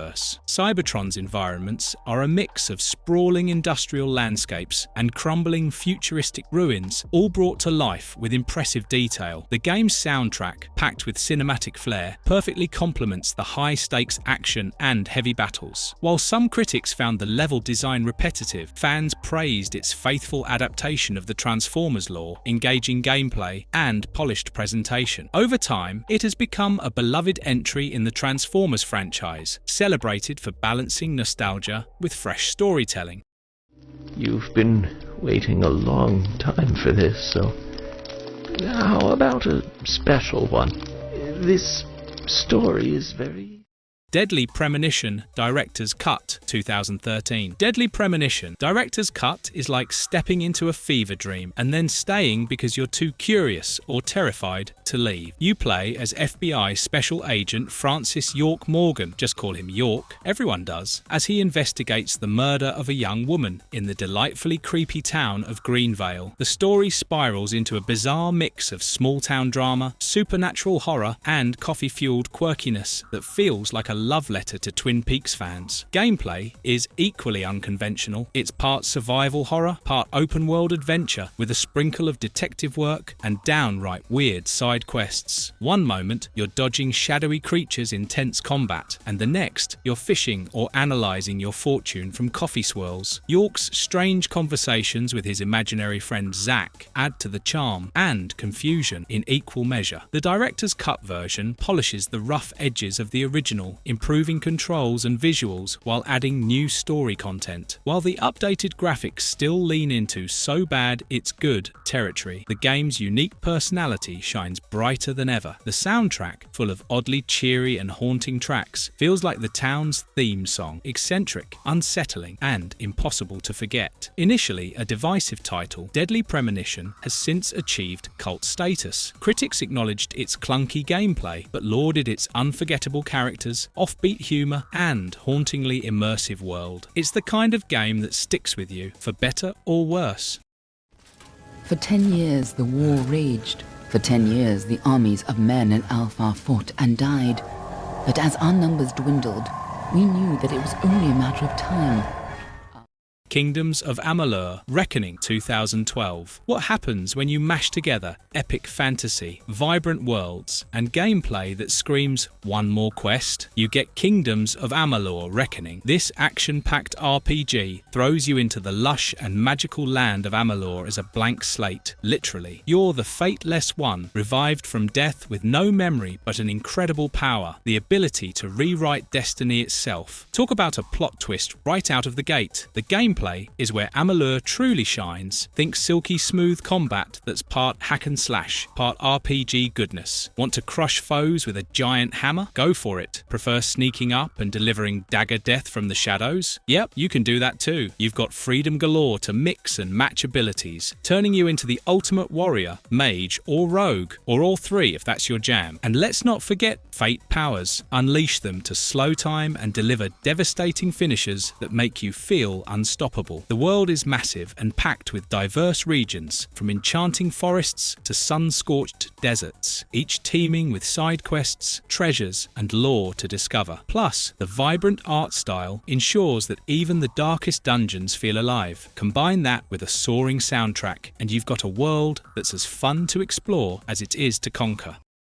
Motorstorm Apocalypse 2011. Motorstorm Apocalypse doesn't just raise the stakes, it drops them into a collapsing city and lets you race through the chaos. This high-octane racer takes the Motorstorm series' signature off-road madness and cranks it up to 11. Instead of scenic vistas, you're tearing through urban disaster zones where every track is falling apart, exploding, or straight up on fire. It's racing in the middle of the apocalypse, and it's as wild as it sounds. The gameplay is an adrenaline rush from start to finish. You'll choose from a variety of vehicles, from brawny monster trucks to nimble bikes, each with unique handling. The dynamic environments steal the show. Bridges collapse, buildings crumble, and firestorms rage as you dodge debris, enemies, and explosions. It's chaotic, unpredictable, and ridiculously fun, especially when you're boosting through a collapsing skyscraper like it's no big deal. The destructible tracks are packed with detail, and the environmental effects make you feel like you're in the middle of a disaster movie. The soundtrack matches the action with a blend of rock, electronic, and industrial beats that'll keep your heart pounding as fast as your engine.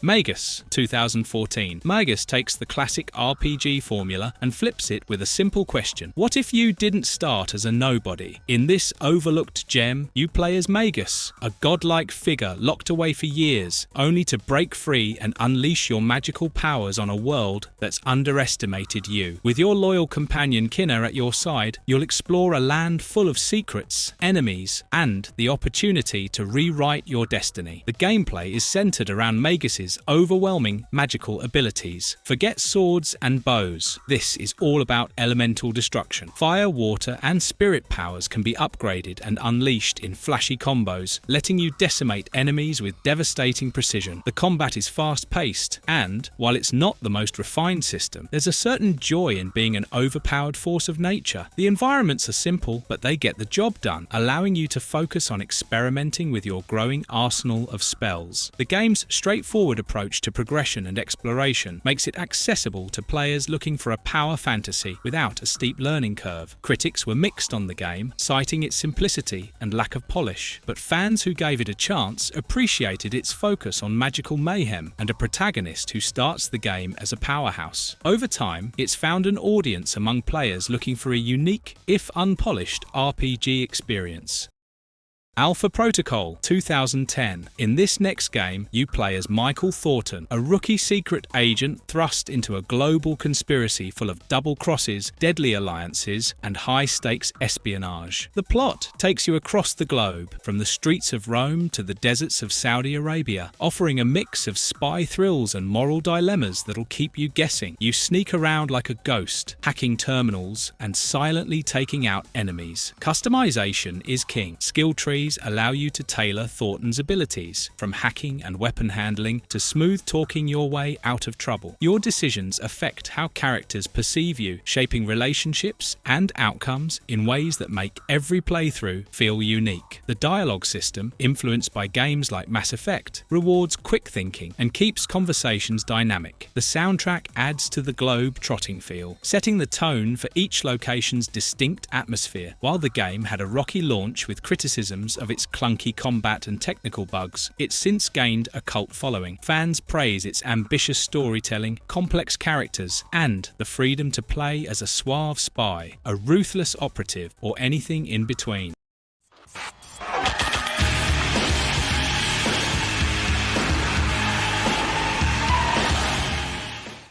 Dead Nation 2010. Zombies, check. Intense action, double check. Dead Nation takes the apocalypse and turns it into a top-down shooter masterpiece, where survival means mowing down endless hordes of the undead. You play as either Jack McReady or Scarlet Blake, two survivors navigating a city crawling with danger and devastation. The story doesn't get in the way. It's all about battling through the chaos, scavenging for resources, and upgrading your arsenal to stay alive. The gameplay gives you twin-stick shooting and strategic resource management. You'll blast zombies with everything from rifles to flamethrowers, while dodging, weaving, and strategically using explosive traps to thin the herd. Co-op mode takes the action to the next level, letting you team up with a friend to share the carnage and the occasional zombie ambush. The progression system, with its weapon upgrades and armor customization, keeps the action fresh and rewarding. The dark, rain-soaked environments feel alive. Well, as alive as a zombie apocalypse can get, with dynamic lighting and eerie sound design creating a sense of dread around every corner. That flashlight isn't just a tool, it's your lifeline, casting shadows on the shuffling horrors creeping toward you. Critics loved its tense action and atmospheric presentation, making it an underrated yet standout in the undead gaming lineup.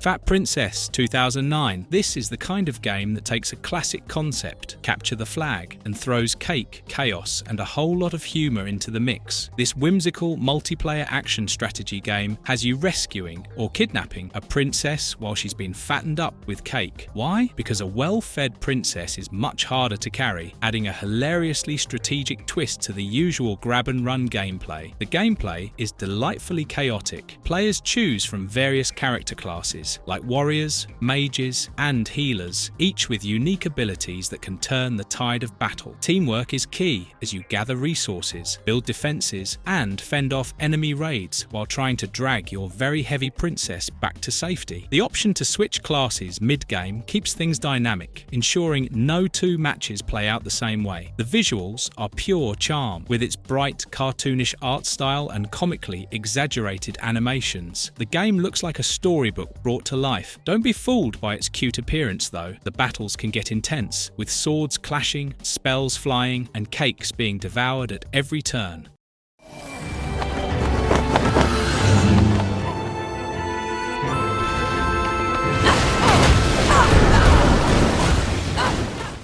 Legend of Korra 2014. Set between seasons 2 and 3 of the TV show, the game follows Korra as she faces a mysterious new villain who steals her bending powers. It's up to you to regain her abilities and save Republic City from destruction, all while dishing out epic elemental combos. The gameplay is all about fast-paced bender versus bender combat. Platinum Games delivers their signature style with fluid combos, dodge mechanics, and a satisfying progression system. As Korra regains her bending powers, you'll seamlessly switch between water, earth, fire, and air to exploit enemy weaknesses and create devastating attacks. There's even a pro-bending minigame that lets you relive the competitive sport from the series. While critics noted the game's short length and repetitive missions, fans appreciated its faithful representation of the Avatar world. The combat feels true to Korra's character, and the vibrant visuals and voice acting featuring much of the original cast make it a treat for fans of the show. It may not have been a perfect adaptation, but it offered a fun way to revisit the Avatar universe.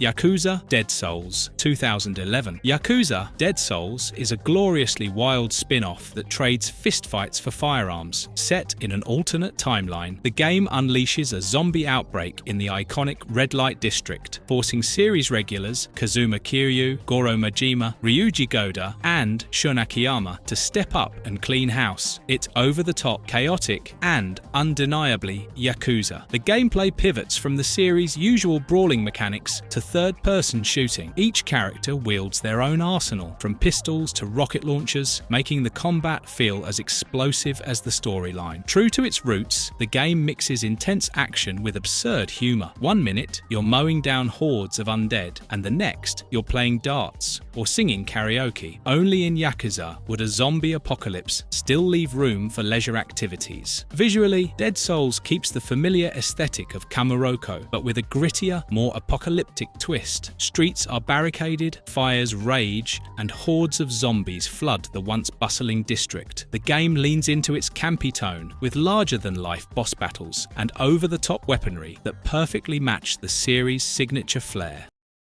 The Unfinished Swan 2012. Step into a storybook brought to life with The Unfinished Swan, a whimsical adventure that's as much about discovery as it is about imagination. You play as Monroe, a young boy chasing after a swan that escapes from a painting left behind by his late mother. What starts as a simple pursuit turns into a deeply emotional journey through a magical, ever-changing world filled with surprises and quiet beauty. Armed with a slingshot that shoots paintballs, you'll explore a completely white environment, revealing the world around you as the paint splashes across walls, paths, and objects. Each chapter introduces new mechanics, like using water to manipulate vines or exploring a shadow-filled kingdom, keeping the experience fresh and engaging. It's less about combat and more about creativity, exploration, and uncovering the narrative at your own pace. Critics and players alike praised The Unfinished Swan for its originality, storytelling, and emotional depth. It's a game that isn't afraid to be different, focusing on delivering a meaningful, artistic experience over traditional gameplay mechanics.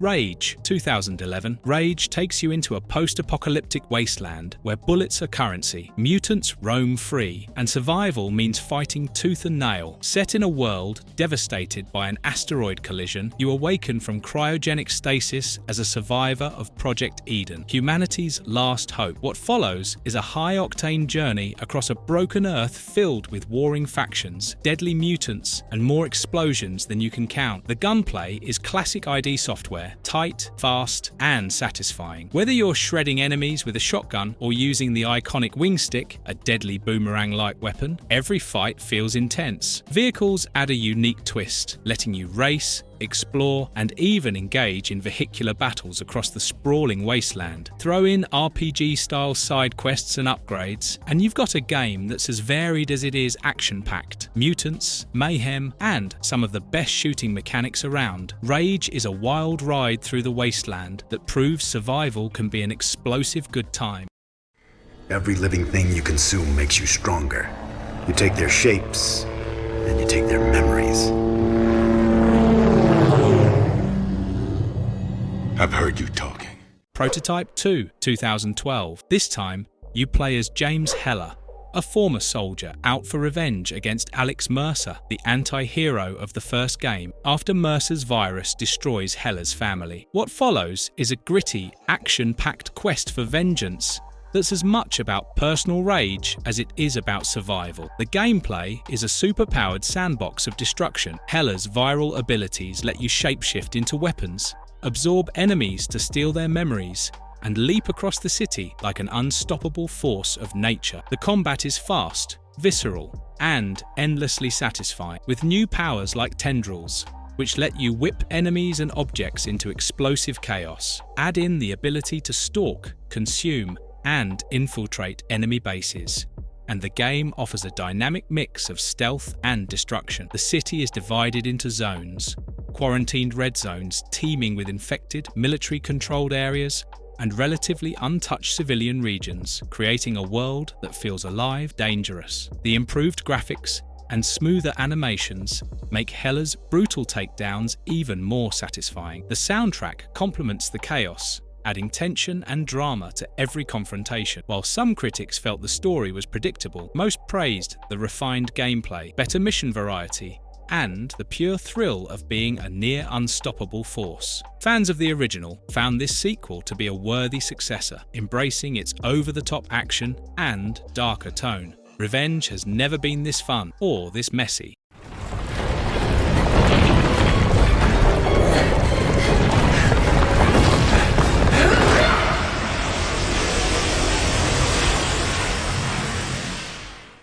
Quantum Theory, 2010. You step into the role of Sid, a gruff warrior armed with a massive gun and an even bigger chip on his shoulder, as he partners with Felena, a mysterious ally, to uncover the secrets of the tower and take down its monstrous inhabitants. The plot leans heavily on gritty sci-fi tropes, with a mix of betrayal, survival, and a whole lot of shooting. The gameplay is all about cover-based shooting, with a unique twist. The environments constantly shift and change, forcing you to adapt your strategy on the fly. Sid's arsenal is beefy, with weapons ranging from explosive cannons to rapid-fire rifles. Felena isn't just a sidekick. She can be thrown into enemies as a weapon, or used strategically in combat, adding a dynamic element to the action. The tower's organic architecture creates a foreboding atmosphere, blending gritty industrial designs with grotesque, alien-like environments. While the art direction is striking, the game's textures and animations are less polished compared to other shooters of its time. The soundtrack complements the action with dramatic, tension-filled tracks that keep you on edge. Don't kid yourself. Playtime is over.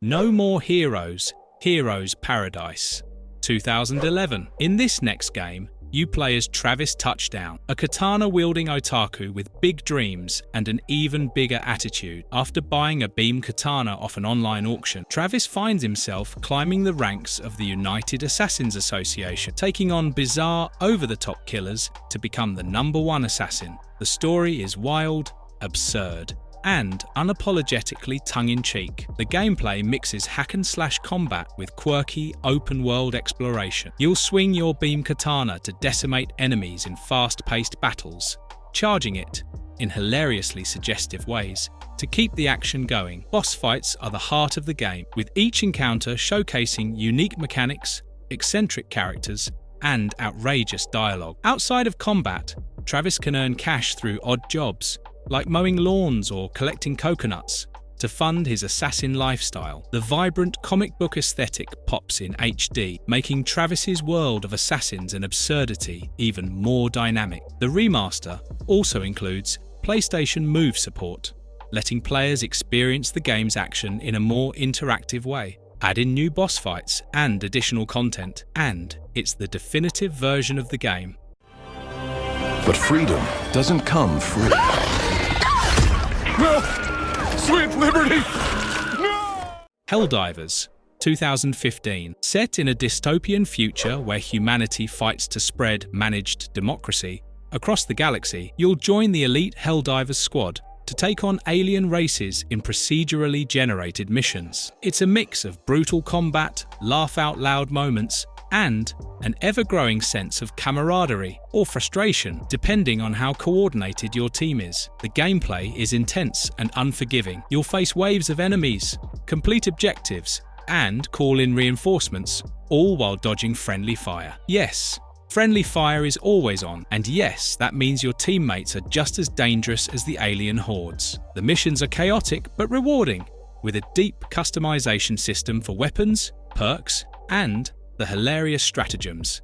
Airdropped tools and gear that can save the day or crush your allies if poorly aimed. The humour extends to its cheesy propaganda-style narration and loading screens, which poke fun at authoritarianism in the best way. The dynamic soundtrack ramps up the tension as the alien waves grow more relentless, perfectly matching the game's frantic energy. Gear up, watch your fire, and get ready to drop. Helldivers is a hilariously intense ride through alien-infested battlefields. Just try not to squash your squad with a supply pod.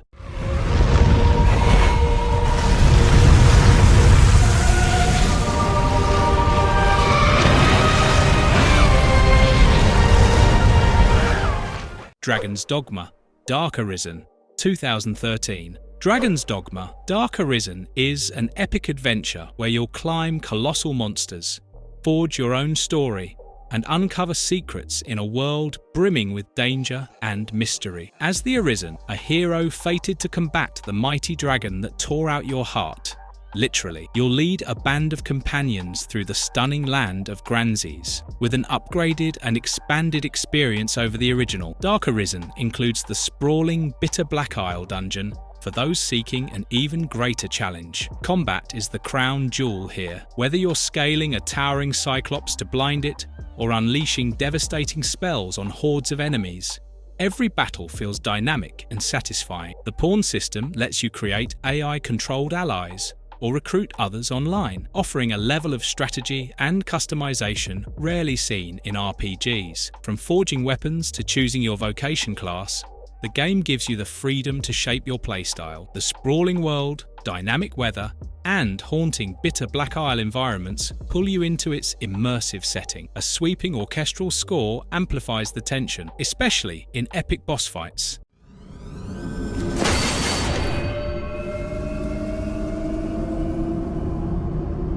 An executioner.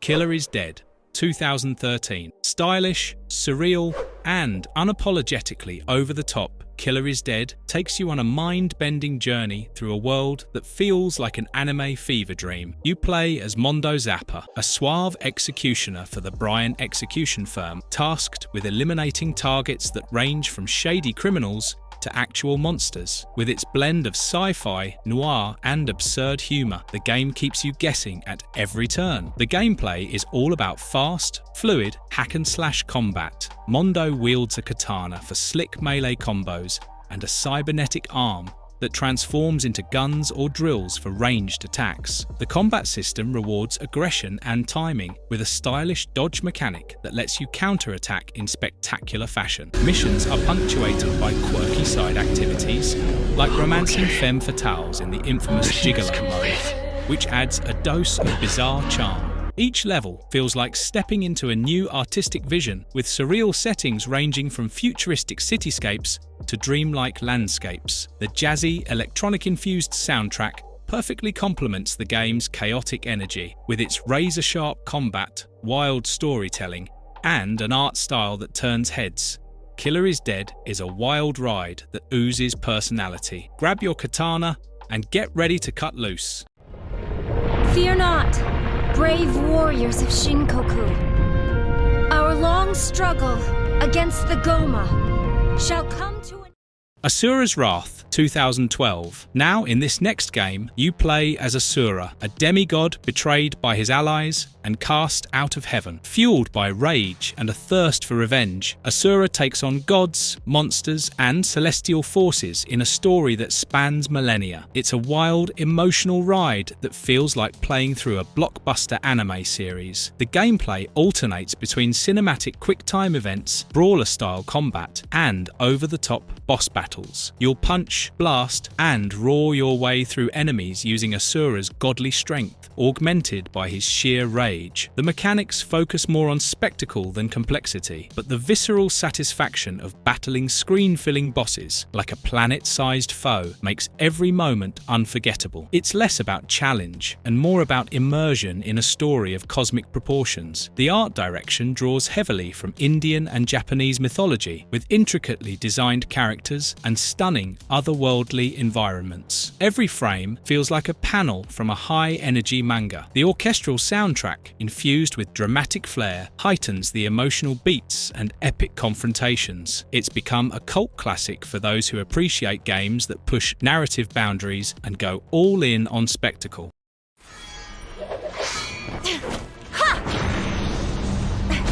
Damn you! Too slow! Hyperdimension Neptunia 2011. Hyperdimension Neptunia is a quirky, colourful JRPG that takes you to the world of Gam Industry, where console wars aren't just a metaphor, they're an actual battle between goddesses. You play as Neptune, a cheerful and clumsy deity who's stripped of her powers and must team up with a quirky cast of allies to defeat evil forces and reclaim her divine status. The game is packed with humour, pop culture references, and fourth wall breaking jokes, making it a unique twist on traditional RPG storytelling. Battles allow for free movement within a grid, giving you the freedom to position characters strategically. The real highlight is the HDD transformation system, which lets the goddesses power up into sleek, futuristic forms to unleash devastating attacks. Outside of combat, you'll explore dungeons, manage equipment, and navigate dialogue scenes that feel like a light-hearted anime come to life. The upbeat soundtrack complements the playful tone, ensuring the experience feels light-hearted even in the midst of battle. Tales of Xillia 2011. This is set in the divided world of Riz Maxia. You can choose to play as either Jude Mattis, a skilled medical student, or Miller Maxwell, a mysterious woman claiming to be the Lord of Spirits. Together, they uncover a sinister plot involving the militaristic kingdom of Rashugal and its destructive energy weapon. The story explores themes of loyalty, sacrifice, and the balance of power, making it a compelling journey from start to finish. The gameplay shines with its fast-paced, action-oriented combat. The linear motion battle system allows for real-time control of characters, encouraging fluid combos and strategic positioning. The link system introduces a cooperative element, letting you pair characters to unleash powerful dual attacks and support each other in battle. Exploration and side quests add depth with a variety of sprawling towns, intricate dungeons, and charming NPCs. Tales of Xillia also impresses with its visuals. The game's cinematic cutscenes, created by Ufotable, elevate the narrative's emotional impact. Coupled with a stunning soundtrack by Motoi Sakuraba, the atmosphere is rich and immersive, drawing players into its beautiful world. Oh, die! Never again, you son of a bitch! I am your salvation. The Darkness 2 2012. The Darkness 2 is a bloody, fast-paced ride through a supernatural underworld, blending mobster drama with demonic mayhem. You play as Jackie Estacado, a mafia hitman turned host to the Darkness, an ancient, malevolent power that grants him terrifying abilities. Set 2 years after the first game, Jackie struggles to control his inner demon, while fending off a cult hellbent on stealing his powers. It's a dark, gripping tale of revenge, loss, and the cost of power. The gameplay takes first-person shooting to new heights with its brutal quad-wielding system. Jackie wields traditional firearms while using his darkness tentacles to rip enemies apart, throw objects, or shield himself. The combat is gory, chaotic, and incredibly satisfying. The upgrade system lets you unlock new abilities, like summoning minions called Darklings, or creating devastating black holes. The variety of combat options ensures every battle is as stylish as it is savage. Foraging through the garbage! You're enders, all of you! It's all Leo's fault! Zone of the Enders HD Collection 2012. Created by Hideo Kojima, these fast-paced mech action games are a thrilling mix of high-speed combat, gripping narratives, and futuristic style. Whether you're a newcomer or a nostalgic fan, this collection delivers an adrenaline-fueled ride through the cosmos. The gameplay is all about piloting your orbital frame, basically a giant nimble mech, in intense 360-degree combat. You'll zip around arenas, unleashing laser barrages, slashing enemies with energy blades, and dodging incoming attacks with precision. The second game, The Second Runner, builds on the original with refined mechanics, deeper storytelling, and even bigger battles, making it one of the most beloved mech games of all time. The cel-shaded art style shines in high definition, giving the mechs and environments a sharp, vibrant look. Cutscenes are updated to match the improved visuals, and the soundtrack, featuring epic, futuristic tracks, remains as memorable as ever. The buttery smooth 60 FPS gameplay ensures the frantic combat feels as exhilarating as it did back in the day.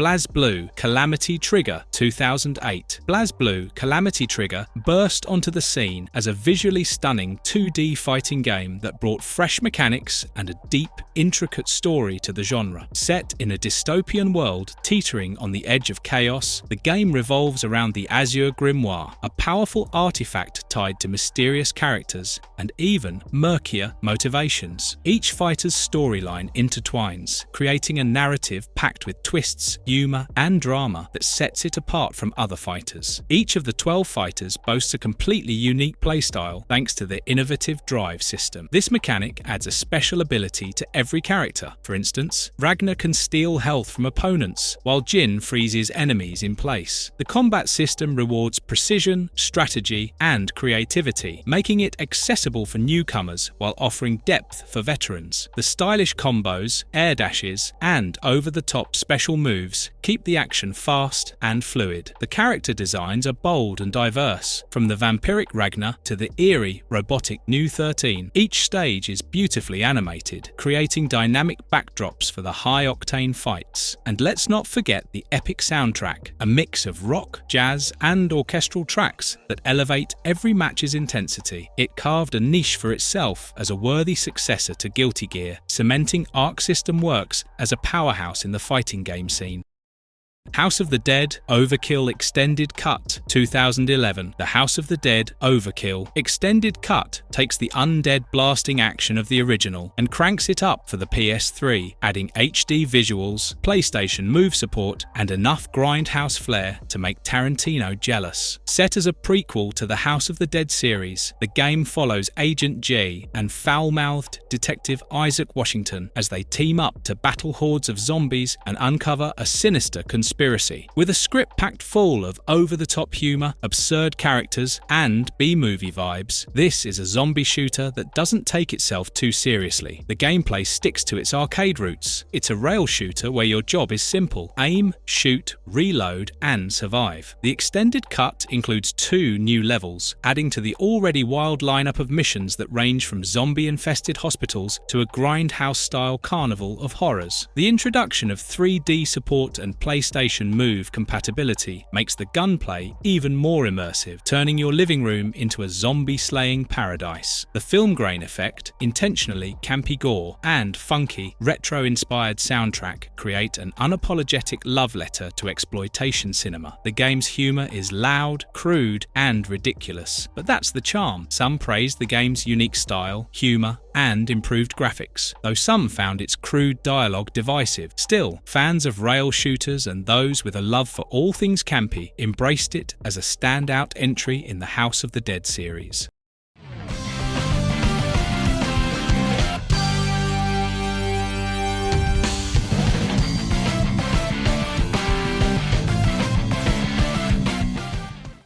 Sonic Generations 2011. Sonic Generations is a high-speed celebration of 20 years of blue blur greatness, blending the best of old-school 2D platforming with modern 3D action. The story kicks off with Sonic's world being thrown into chaos when a mysterious force known as the Time Eater starts tearing through the timeline. This bizarre event brings together 2 versions of Sonic, Classic Sonic and Modern Sonic, teaming up to restore time and defeat the new threat. It's nostalgia-packed fun with a creative twist. Classic Sonic sticks to 2D side-scrolling action, offering tight platforming and retro-style speedruns, while Modern Sonic brings in 3D environments with high-octane boosts, acrobatics, and epic set pieces. Each level reimagines iconic stages from across Sonic's history, like Green Hill Zone, Chemical Plant, and City Escape, giving fans a chance to relive and re-experience their favourite moments. The game also features a reworked soundtrack, offering modern remixes of beloved Sonic tunes alongside the original tracks.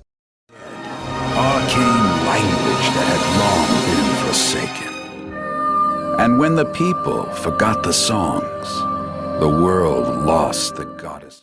Artoneliko Koga, Nail of RCL 2011. Set in the world of Soul Cluster, this game explores the battle between humanity and the divine Ravertails, song-powered beings. You play as Aoto, a hot-headed young hero who stumbles into a rebellion and must protect a mysterious Ravertail named Saki. The narrative is steeped in themes of individuality, emotion, and love, wrapped in a fantastical setting filled with lore. The gameplay shifts from the turn-based combat of its predecessors to real-time battles. Aoto fights alongside party members while supporting Ravertails, who unleash powerful song magic to devastate enemies. Timing and rhythm are key, as the longer a song builds, the stronger its effect becomes. Outside of combat, you'll dive into Ravertails' minds through dive systems, exploring their inner emotions in surreal, puzzle-like segments. These dives often balance heavy emotional moments with hilariously weird ones, adding charm and depth. While the graphics may not push the PS3 to its limits, the richly detailed world and lively characters more than make up for it.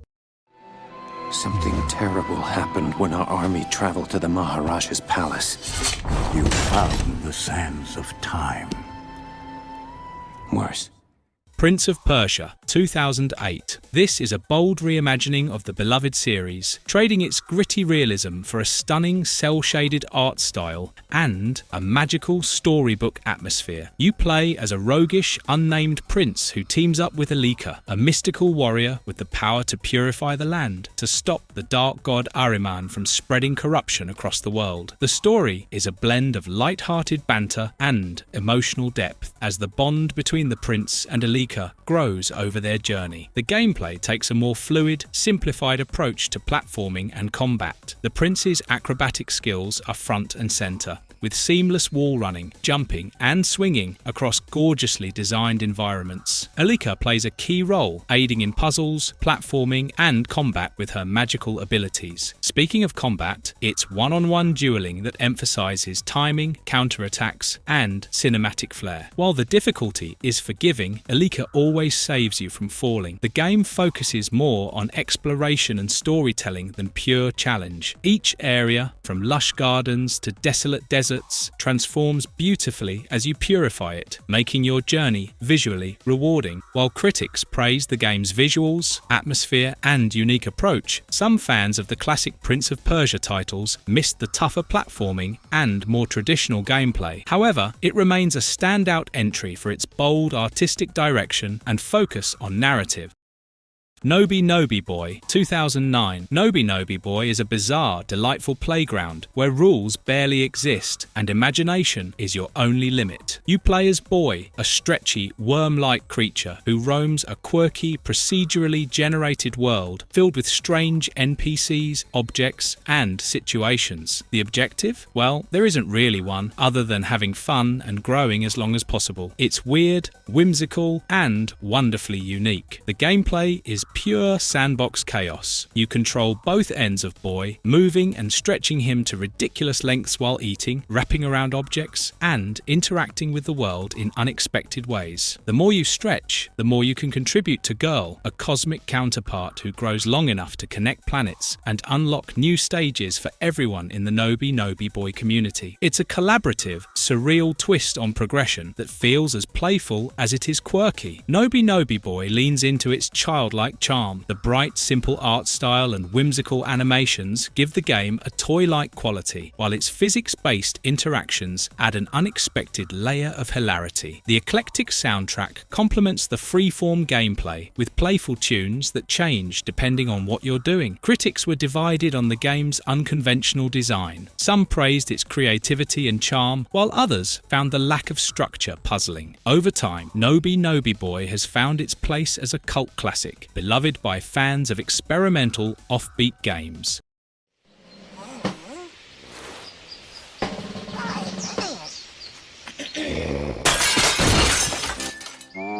Good afternoon, Naughty Bear. I'm glad you woke.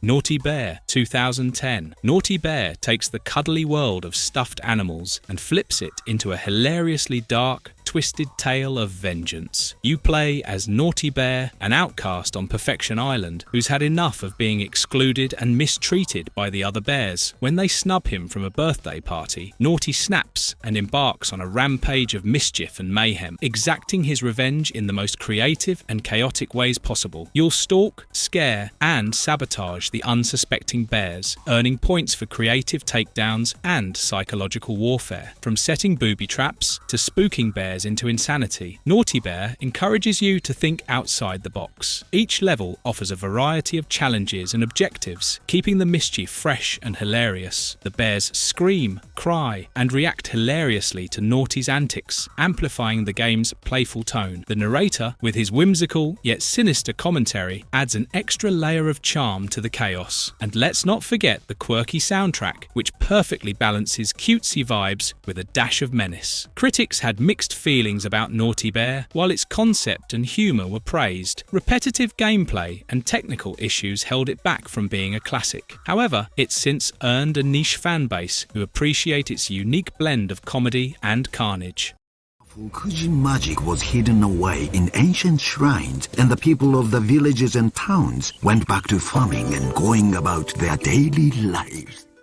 Mini Ninjas, 2010. Mini Ninjas is a charming, family-friendly action-adventure that proves you don't need to be big to be a hero. You play as Hero, a pint-sized ninja with a big heart, on a quest to save the world from an evil samurai warlord who's turning animals into his minions. Joined by a crew of equally tiny but mighty ninja friends, Hero must use stealth, combat, and magic to bring balance back to the land. Each ninja brings unique abilities to the table. Hero wields magic, Futo smashes through enemies with a hammer, and Suzume charms foes with her flute. You can switch between characters on the fly, keeping the action fresh. The game also encourages stealth, letting you sneak through enemy camps or use Hero's magical hat to possess animals like foxes or fish for creative problem solving. The lush forests, snowy mountains, and serene villages create a world that's as fun to look at as it is to explore. The playful soundtrack, filled with traditional Japanese-inspired melodies, adds to the game's light-hearted atmosphere.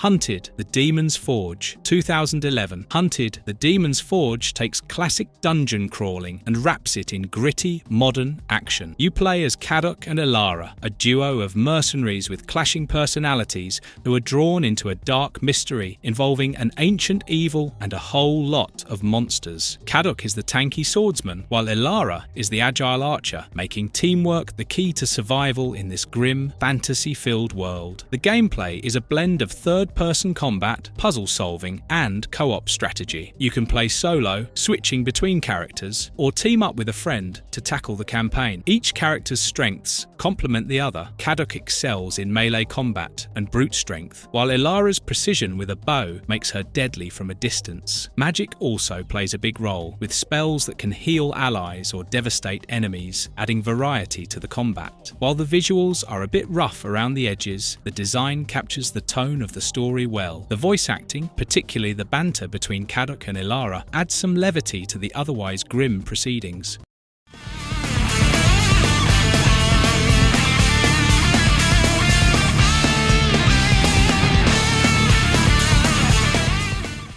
Hardcore's Uprising, 2011. Hardcore Uprising brings the Contra series back in style with a bold, anime-inspired twist. Acting as a prequel to Contra, Hardcore, the game throws you into the chaotic, futuristic world of Bahamut, a once loyal soldier turned freedom fighter, as he battles against the oppressive Commonwealth Army. It's a high-octane, side-scrolling shooter that fuses nostalgia with fresh, modern mechanics. The gameplay is classic run-and-gun madness, with bullets flying everywhere and enemies swarming from all angles. Armed with an arsenal of weapons ranging from spread shots to laser cannons, you'll blast through hordes of enemies, massive bosses, and treacherous terrain. Hardcore Uprising introduces the Rising mode, which lets you collect in-game currency to upgrade your character's health, weapons, and abilities, adding a layer of progression not seen in traditional Contra games. There's also the arcade mode for purists craving that old old-school challenge. The energetic soundtrack, composed by Daisuke Ishiwatari of Guilty Gear fame, is the perfect backdrop to the non-stop action. Critics praised the game's visuals, tight controls, and addictive gameplay, but noted its punishing difficulty as a potential barrier for newcomers. For fans of Contra or challenging shooters though, Hardcore, Uprising became an instant favourite, offering a fresh spin on the classic formula. Everybody out!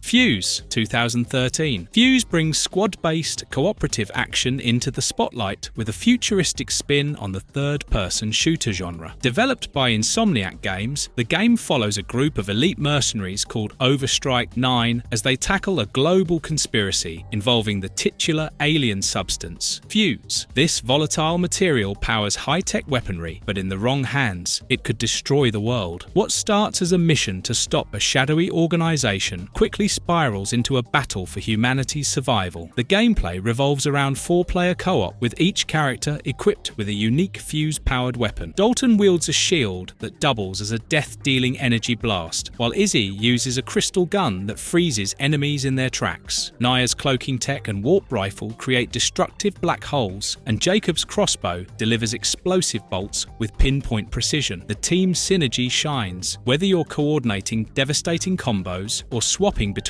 characters in single-player mode. Add in skill trees and upgrades, and the action feels fresh throughout. The animations are smooth, and the chaotic, effects-heavy combat keeps things visually engaging. The soundtrack pairs high-energy beats with dramatic tones, matching the game's intense firefights and high-stakes storyline. Despite mixed reviews, the game found an audience among players looking for fast-paced, team-focused action.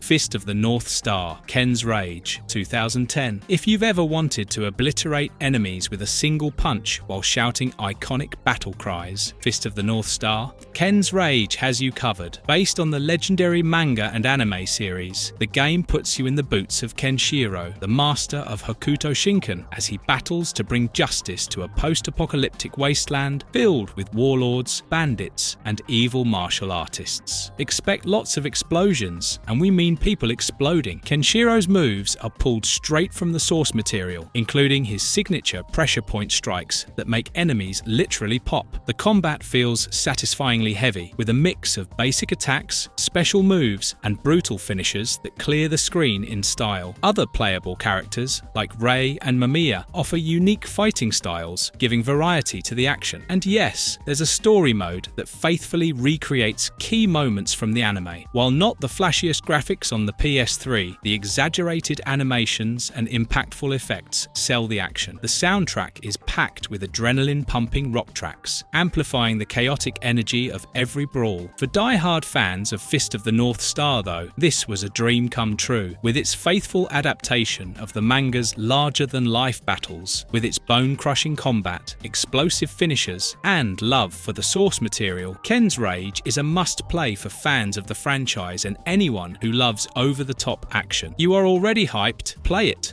You can't save her. You're 1,000 miles away. And when you find us, she's gonna bleed.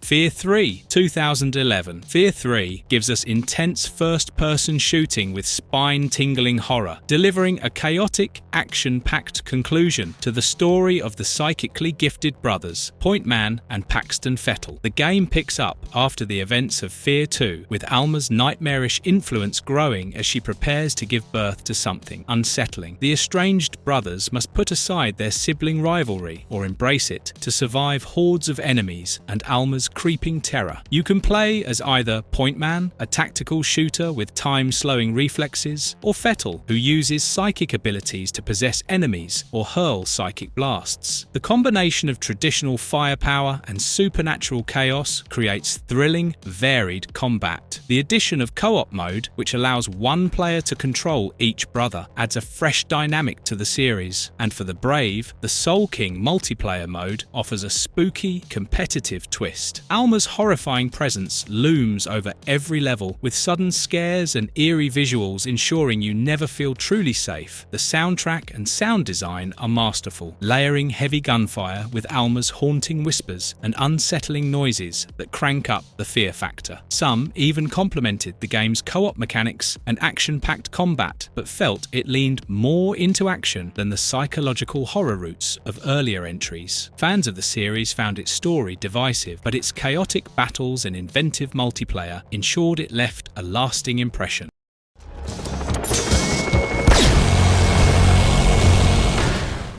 Far Cry 3 Blood Dragon 2013. Far Cry Blood Dragon is a neon-drenched, over-the-top love letter to 1980s action movies, complete with cheesy one-liners, synth-heavy music, and explosions galore. Set in a retro-futuristic 2007, you play as Rex Power Colt, a cyber commando tasked with stopping a rogue colonel and his army of cyber soldiers. It's loud, ridiculous, and unapologetically absurd, a game that knows exactly how to have fun. The gameplay takes the solid open-world mechanics of Far Cry 3 and dials everything up to 11. You'll explore a vibrant, neon-soaked island teeming with deadly cyber enemies, mutant animals, and the titular blood dragons, massive laser-shooting lizards. Rex's arsenal includes futuristic weapons like quad-barrel shotguns and laser rifles, letting you wreak havoc in style. Whether you're stealthily infiltrating bases or blowing them to smithereens, every moment feels like stepping into an over-the-top action flick. The neon aesthetic, combined with retro VHS effects, gives the game a unique, tongue-in-cheek style that's impossible to ignore. The synthwave soundtrack by Power Glove amps up the 80s vibe, perfectly complementing the chaotic action and campy cutscenes. It's nostalgia turned up to max power, with its laser dinosaurs, explosive action, and retro charm. Far Cry Blood Dragon is an absolute blast for anyone who loves cheesy action and pure, unfiltered fun. Rex Power Colt wouldn't have it any other way.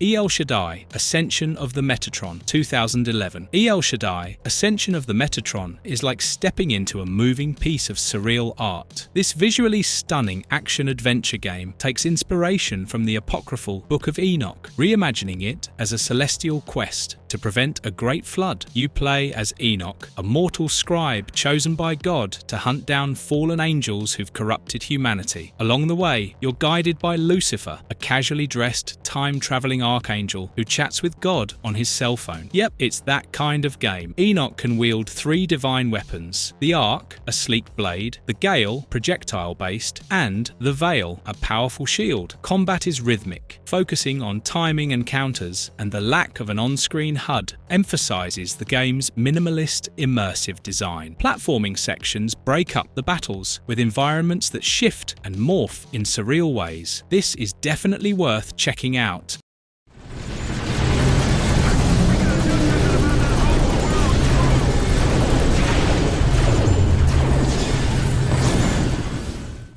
Earth Defense Force Insect Armageddon 2011. Set in the fictional city of New Detroit, this third-person shooter throws you into a desperate fight against an alien invasion led by gigantic insects, massive mechs, and enough explosions to make a summer blockbuster jealous. The story isn't deep, but honestly, when you're facing a swarm of skyscraper-sized ants, who has time for plot? The gameplay is fast, frantic, and ridiculously entertaining. You'll choose from 4 unique soldier classes, from the heavy-hitting battle armor to the jetpack-equipped jet armor, each with its own strengths and playstyles. The real star of the show is the arsenal. Over 300 weapons ranging from machine guns and rocket launchers to ridiculous, over-the-top firepower designed for maximum destruction. The game shines in co-op mode, where teaming up with friends makes taking down waves of enemies even more satisfying. The sprawling cityscapes and swarms of enemies create a sense of overwhelming chaos, and the explosions and debris flying everywhere make it feel like you're in the middle of an old-school sci-fi movie. The sound design matches the vibe, with booming effects and dramatic music keeping the adrenaline flowing.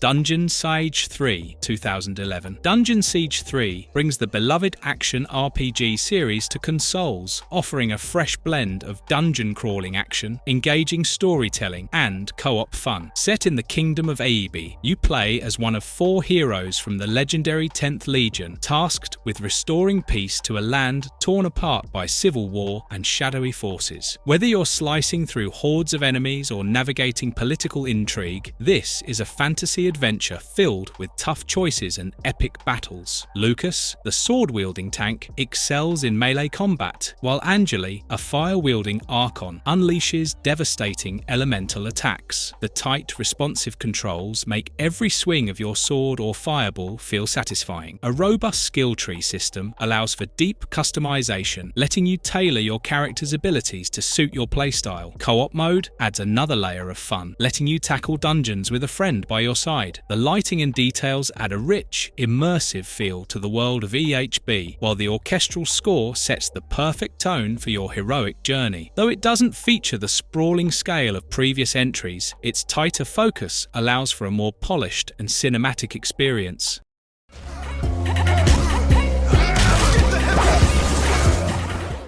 Def Jam Icon 2007. Def Jam Icon takes the fighting genre and mashes it with hip-hop culture to deliver a unique, music-infused brawler. Stepping away from the over-the-top wrestling style of its predecessors, Icon focuses on a more grounded, cinematic approach to fighting. You create your own up-and-coming character and climb the ranks of the music world while duking it out with hip-hop legends like Ludacris, T.I., and Big Boy. The game's mix of brutal street brawls and music-driven mechanics gives it a fresh twist. The innovative music controls the environment system means that the beats of your chosen track influence the arena, triggering hazards like explosions and falling debris. Timing your hits to the rhythm can amplify your attacks and turn the environment into a deadly weapon. The combat is more strategic and slower paced than previous entries, focusing on counters, grapples, and environmental interactions. The fighters are highly detailed and the environments are dynamic, reacting to every beat and punch. The soundtrack is a highlight, featuring tracks from hip-hop heavyweights that you can mix into your fights. Customization options for your fighter and record label add depth, letting you create your own unique hip-hop empire. While not universally loved, Def Jam Icon has a unique appeal for fans of the series and hip-hop culture who enjoy a mix of beats and brawls.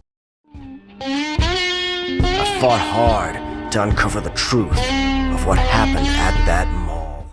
Dead Rising 2 Off the Record 2011. Dead Rising 2 Off the Record gives the chaotic zombie-smashing formula a fresh twist by putting fan-favourite Frank West back in the spotlight. This alternate take on Dead Rising 2 reimagines the story with Frank as the protagonist, bringing his camera, snarky attitude, and love of ridiculous costumes into the mix. Set in Fortune City, Frank must uncover another sinister conspiracy while surviving hordes of zombies and the city's colourful, psychotic survivors. Think of it as the director's cut with extra mayhem. The gameplay builds on the franchise's trademark blend of zombie slaying and wacky creativity. You'll craft insane combo weapons like the Blambao, a bow that shoots explosive arrows, to carve through hordes of undead. The camera mechanic returns from the original Dead Rising, letting you snap photos of the carnage for points. Whether you're documenting horror, comedy, or sheer brutality, add in a brand new sandbox mode where you can explore Fortune City city without the pressure of a ticking clock, and you've got even more freedom to unleash chaos. Fortune City feels alive, well, undead, with its casino lights, zombie-infested malls, and over-the-top psychopath battles. The soundtrack, paired with Frank's deadpan humour, keeps the tone wonderfully tongue-in-cheek. However, fans loved the nostalgic callback to the original Dead Rising, while embracing the series' ridiculous fun. Drakengard 3, 2013. Drakengard 3 is the kind of game that revels in chaos, drama, and unapologetic weirdness. Acting as a prequel to the original Drakengard, this action RPG puts you in the role of Zero, a foul-mouthed, bloodthirsty intoner, basically a magical demigod, on a quest to murder her 5 sisters. Yes, the other intoners. Why? Well, it's complicated, twisted, and very Drakengard. The story spirals into themes of betrayal, obsession, and insanity, wrapped in a dark, fantastical world where nothing is as it seems. Zero wields an arsenal of weapons, swords, spears, chakrams, and each feels distinct, allowing for fluid combos and brutal attacks. Switching weapons mid-fight keeps the action dynamic, while the addition of Mikhail, Zero's loyal and hilariously innocent dragon, lets you rain destruction from above. Missions alternate between ground-based battles and exhilarating dragon sequences, adding variety to the carnage. The soundtrack is a standout, mixing hauntingly beautiful melodies with intense battle themes that heighten the emotional stakes of Zero's quest. Phew, that was a lot of games, but hey, the PS3's library is a goldmine of hidden gems, and we just scratched the surface. Whether you're diving into post-apocalyptic chaos, battling colossal monsters, or just vibing with some quirky ninjas, these underrated titles prove there's no shortage of adventure on Sony's beloved console. Now it's your turn. Did your favourite underrated PS3 game make the list? Or did we miss one that absolutely deserves some love? Let us know in the comments below. And hey, if you enjoyed this trip down gaming memory lane, don't forget to smash that like button, subscribe for more epic gaming content, and hit the bell icon so you never miss an upload. Until next time, dust off that PS3, boot it up, and give these underrated classics the attention they deserve. Happy gaming!